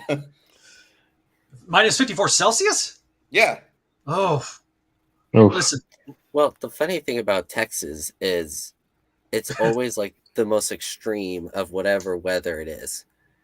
I mean, listen, I'm from the Texas Panhandle. He knows. I understand. The freeze, if you the big freeze that everybody talks about down here. Oh yeah. I'm like, they're like, well, how cold was it up where you're from? Because I'm from the very northern part of Texas. And I said, well, it was minus 17. We didn't have it that bad, yeah. With wind chill of minus 35.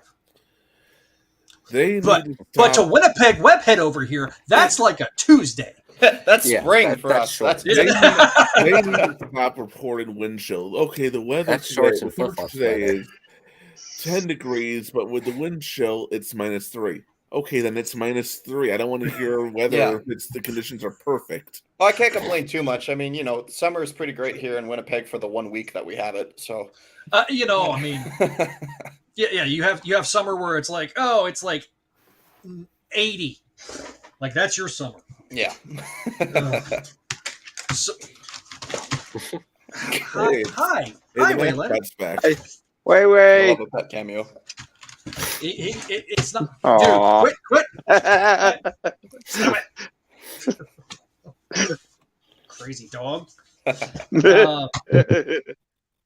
Canine attack. He's just gone. Look at Zach's gone. I'm in charge now. So, Greg, the new Spider-Verse, they refer to Miles as being an aberration that should never have existed. Do you think that was a commentary on certain fan segments that were anti-Miles? We talked about that. I go back and forth. Maybe. I was thinking of a specific fan that won't even watch the movies, but I will remain nameless. I know who you're talking about. I don't want to start crap with that person now. I mean, no. Years. There's just no reason to do that. I mean, it's what's happened's happened. What's said has been said. Plenty of stupid crap has been said on both sides, him and me. So I'm over it. Yeah. But I think it is a clever meta commentary on potentially on how certain people reacted to Miles. Yeah, I think so. Like I was saying earlier, I mean, I didn't get into Miles just because I'm not a Bendis fan. I didn't resent him being around or anything, and now after seeing both movies, I am a fan of the character now. Yeah. Granted, I've never read his solo comics, but I've enjoyed him when he shows up in ASM, especially during the Spencer run before the Spencer run petered out. Yeah, he's had some really good comics. The only thing they haven't done with Miles is create his own rogues gallery. He's almost always just going against Peter's villains. Yeah. Sorry, it's going up against Roderick Kingsley Hobgoblin pretty soon. Yeah, I mean, I think recently they tried to make him have his own villain. I forget the guy's name. He tortured him, and it was like the Collector or something like that. The Assessor.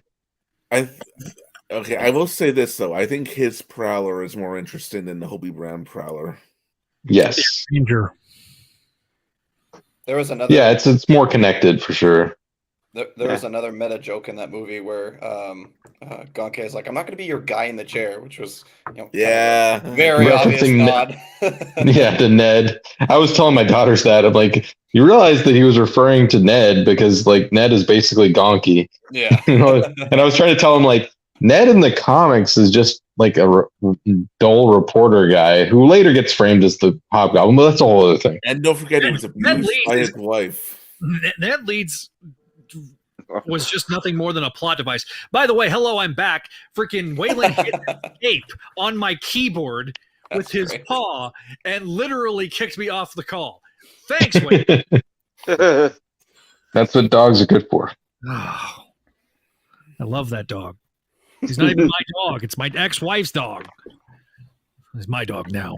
I mean, the dog likes me more than her. Anyway. It's bad. You can tell we're at 3 hours here because I'm getting surly. Final thoughts in the chat. Let us know what you think. We've still got a few people watching. Maybe it's just the six of us. Who knows? But and then we'll go around the horn and we'll wrap this on a bow. I haven't seen this new Spider-Man movie yet, but let's not read too much into it. Miles is not Peter Parker, so of course he's an anomaly. Yeah. You know who else isn't Peter Parker? Hobie, Mayday. Yeah. And Jessica Drew. Yeah, and Miguel.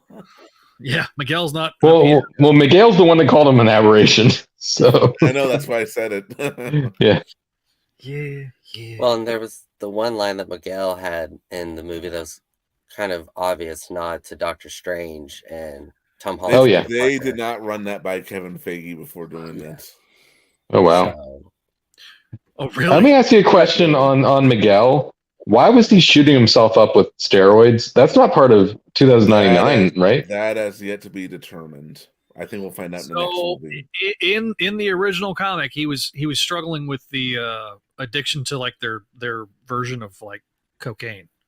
That was the whole reason for his experiment. Oh, yeah, back in the original. Okay, way back. Yeah, I guess he did. Yeah, issues. So, watch the comic binge. They did a whole 2099 I was supposed to be a part of that, but I didn't get a chance. I was wondering if he was suppressing. It was something he was suppressing the more spider side, where he got his vampire teeth and all that stuff. Who knows? TBD. To be determined. Well, and for me, both Spider-Verse movies are not just superhero movie-wise, but in general are like perfect movies. Oh, they're amazing. They're Are great. as close to it as you can have. The first one definitely is. The second one I thought was a little bit clunkier, but I still give it an A instead of a solid A+. Yeah. Mm-hmm. I mean, I had a couple minor quibbles with it here and there, but I'm also waiting to see the next chapter. Mm-hmm. We have to wait like a year. That's not 5 years, so I think. You know, I'm old enough to remember waiting every year for the next Lord of the Rings movie to come out, so I get it. I'm feeling that now. I wasn't alive when those came out, but I do love those movies. I just graduated from high school when they came out. Oh my You're gosh. making me feel ancient. The website's older than me, so I mean. No, yeah, same. Not by much, but. Hey, thanks for making me feel old here, boys. I just, Oh yeah, you guys are talking about the message boards, and like I didn't even know that was a thing until I started listening to this. Oh, dude, I ain't gonna lie, I miss the message boards, man. Apparently, Danny Kazam used to be a member, like the editor of the Ben Reilly book, was apparently a message board poster on Crawlspace and Alvaro's boards back in the day. Oh, cool. I was like, what? And yeah, so that, that was a blast from the past. I was like, I wonder who he was. Message board. He was Thrawn. I'm kidding. No, he wasn't. No, he was not Thrawn. Or Mr. Noodles. God, yeah. K-Bucks. No, definitely not Kirk's. No, he was not Kirk. He's on a blacklist with Marvel, Greg. Yeah, I know. That's why I said it. Definitely not working for Marvel. Nobody but Adam and gets who he is. So okay. So all right, let's wrap this thing up, boys. Start with Venkman, and then we'll go around the horn, and I'll end it, and we'll go from there. Well, I just want to congratulate you on 25 years of the website. It's been I can honestly say it's an honor and a privilege to call you a friend. I'm so, I'm still kind of amazed that I've gotten to know you as well as I have, just because all I started out. And that's the thing. I still think of myself as like just another listener, another person in the. I'm just a random guy in the chat. That's how I always see myself. So the fact that I've kind of gotten to know you all the way I have, it's still just surreal to me. So, thank you for all of the things you've done over the last few years, and all the wonderful gifts you've sent me and everybody, and you've been such an instrumental part, and I'm glad we have you, man. Glad you're on our team. Mm-hmm. So, Greg, happy quarter century. You know what? Fuck you. I was gonna say that, Greg. No. It's been a ride. I remember being shocked when he invited me to come on to CSC. I'm like, why is he asking me? But okay, I love Spidey. He wants me to read Minimum Carnage. You couldn't get him.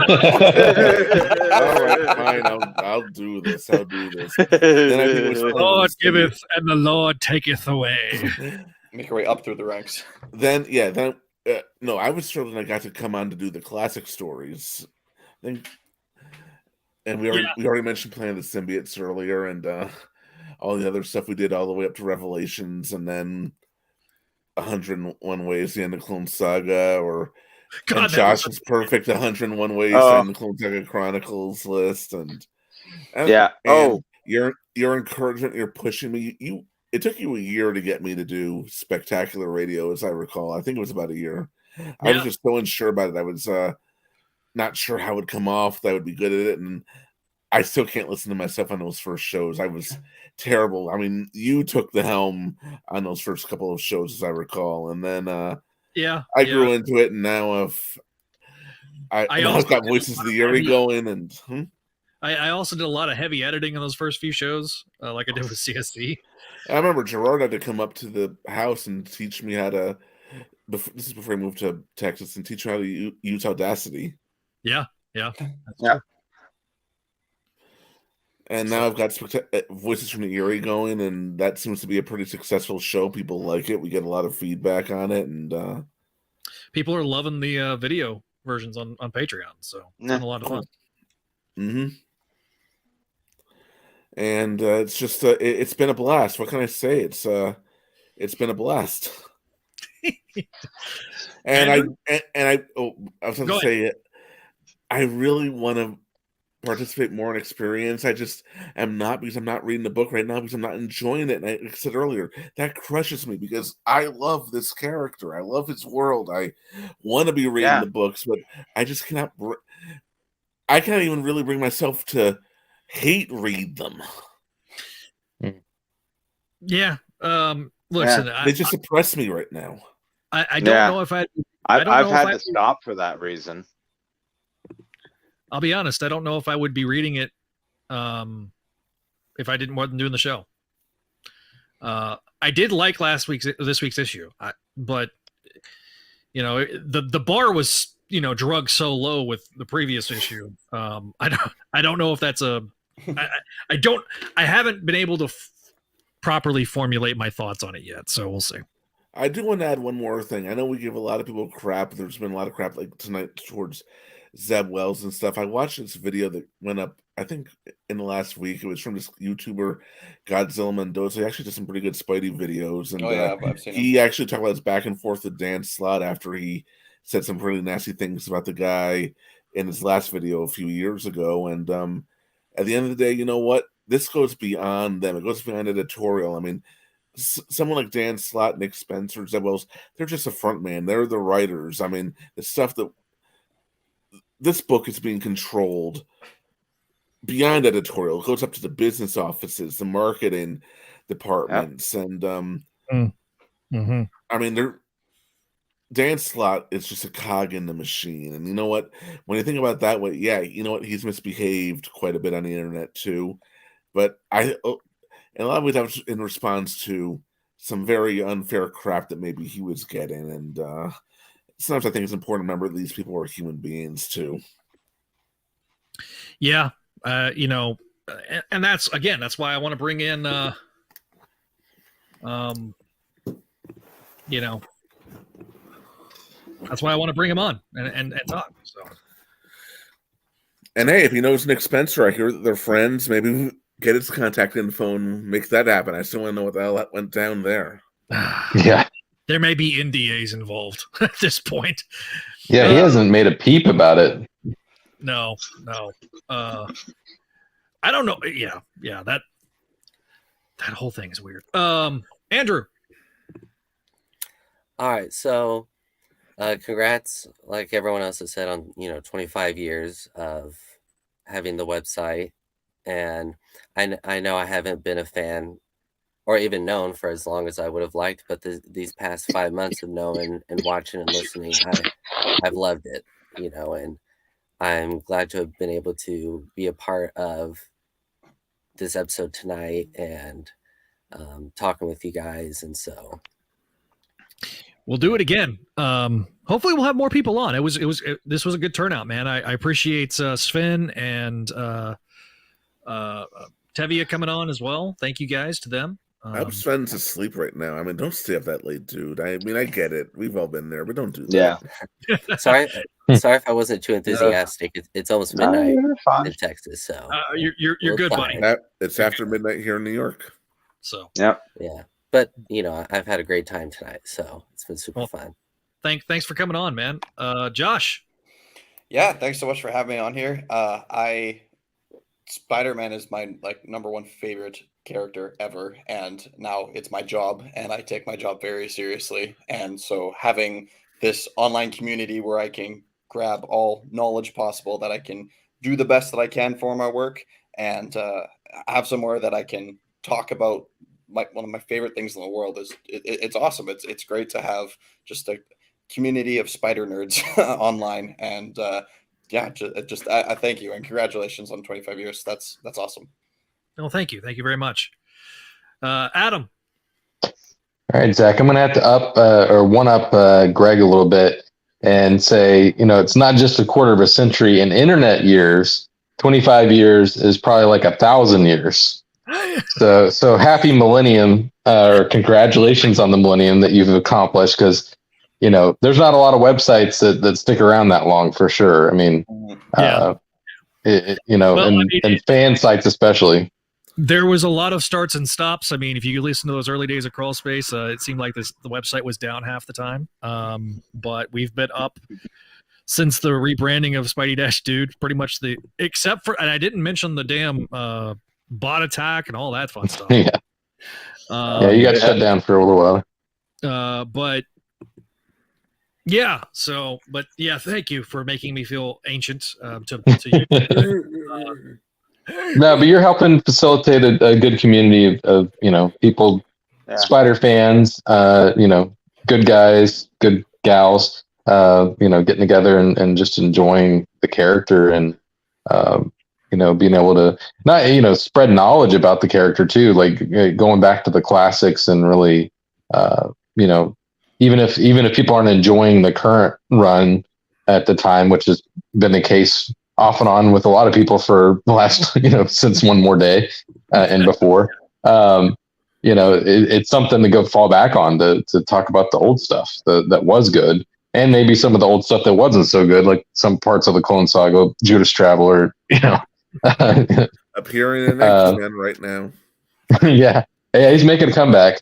Not sure why, but yeah, I mean, you're a good. I'll take characters I never expected to see ever again. When Dan Slott doesn't want to touch you, like that should tell you everything you need to know. And the fact that the X-Men are bringing Nick Spencer didn't touch him either. Nick Spencer touched a lot of characters. Yeah, he fell back in a lot of old ones. Yeah, but Zach, you're a good guy. You've got a lot of crap over the years, but you're a good guy. And you deserve good things.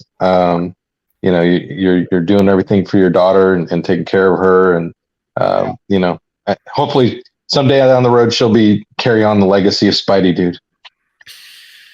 We'll see. Spideydude. Gabby's getting the site one day. With great ability comes great accountability. Yeah. Little Spideydude. It's funny. She likes Spider-Man, but I think it's because she associates Spider-Man with me. And so, maybe one of these days she'll start getting into it. But she's an extreme girly girl, so like she loves Barbies and pink and. You gonna go see Barbie with her? Probably. I hear it's actually gonna. The trailer actually looks fun for what it is. So listen, good time. You know what? I hope it's as fun as the trailer looks, because I'm like, you know what? Screw it. I'll watch it. Did you hear there's a pink paint shortage? Yeah. Because they use so much pink paint for the sets and that there's a worldwide pink paint shortage now. That's crazy. But would you rather see that or Oppenheimer? I mean, I would probably see both back to back. Yeah. Reader Spider Girl. She does like Spider Girl, and she likes, Kelly's kind of helped with that too. So, but yeah, no, like I say, I mean, to round this episode off, man, it's you people, everybody that's been on, whether it be Ruben and Walter and Javi, thank you guys for your voicemails. To all of our guests tonight, to the people in the comments section, thank you guys.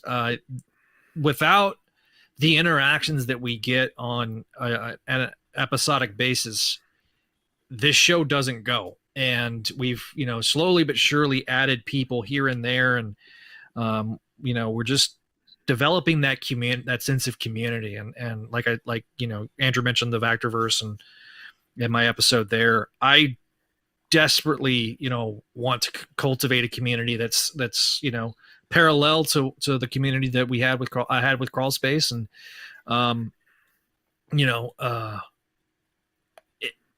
because it makes it worth it. It makes the time we spend, writing notes and getting the books and working on these podcasts and bringing you guys the entertainment. And it really, is gratifying to have nights like tonight where we get to, kind of just shoot the breeze and have fun. And if you're, like I say,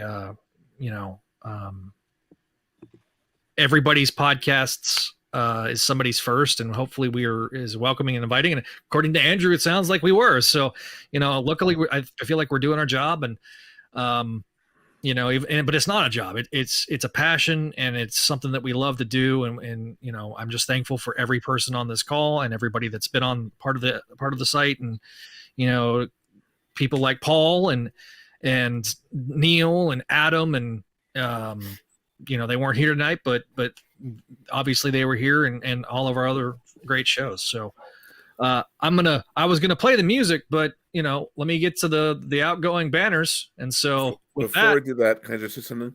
2 completed podcasts, more podcasts on the way. Most podcasts get abandoned. So far, we haven't done that. Stubbornly, we have. And this iteration of the network, starting in 2020, I think has been a night and day difference. And so we got more shows in the can, and we've got more stuff coming. So without further ado, I'm going to play the music for myself because nobody else is going to hear it, but whatever. Thanks for watching. If you're watching, hear it. Yeah. Oh, you can't hear it. Cool. Great. Yep. Hang on. Let me hit that button again.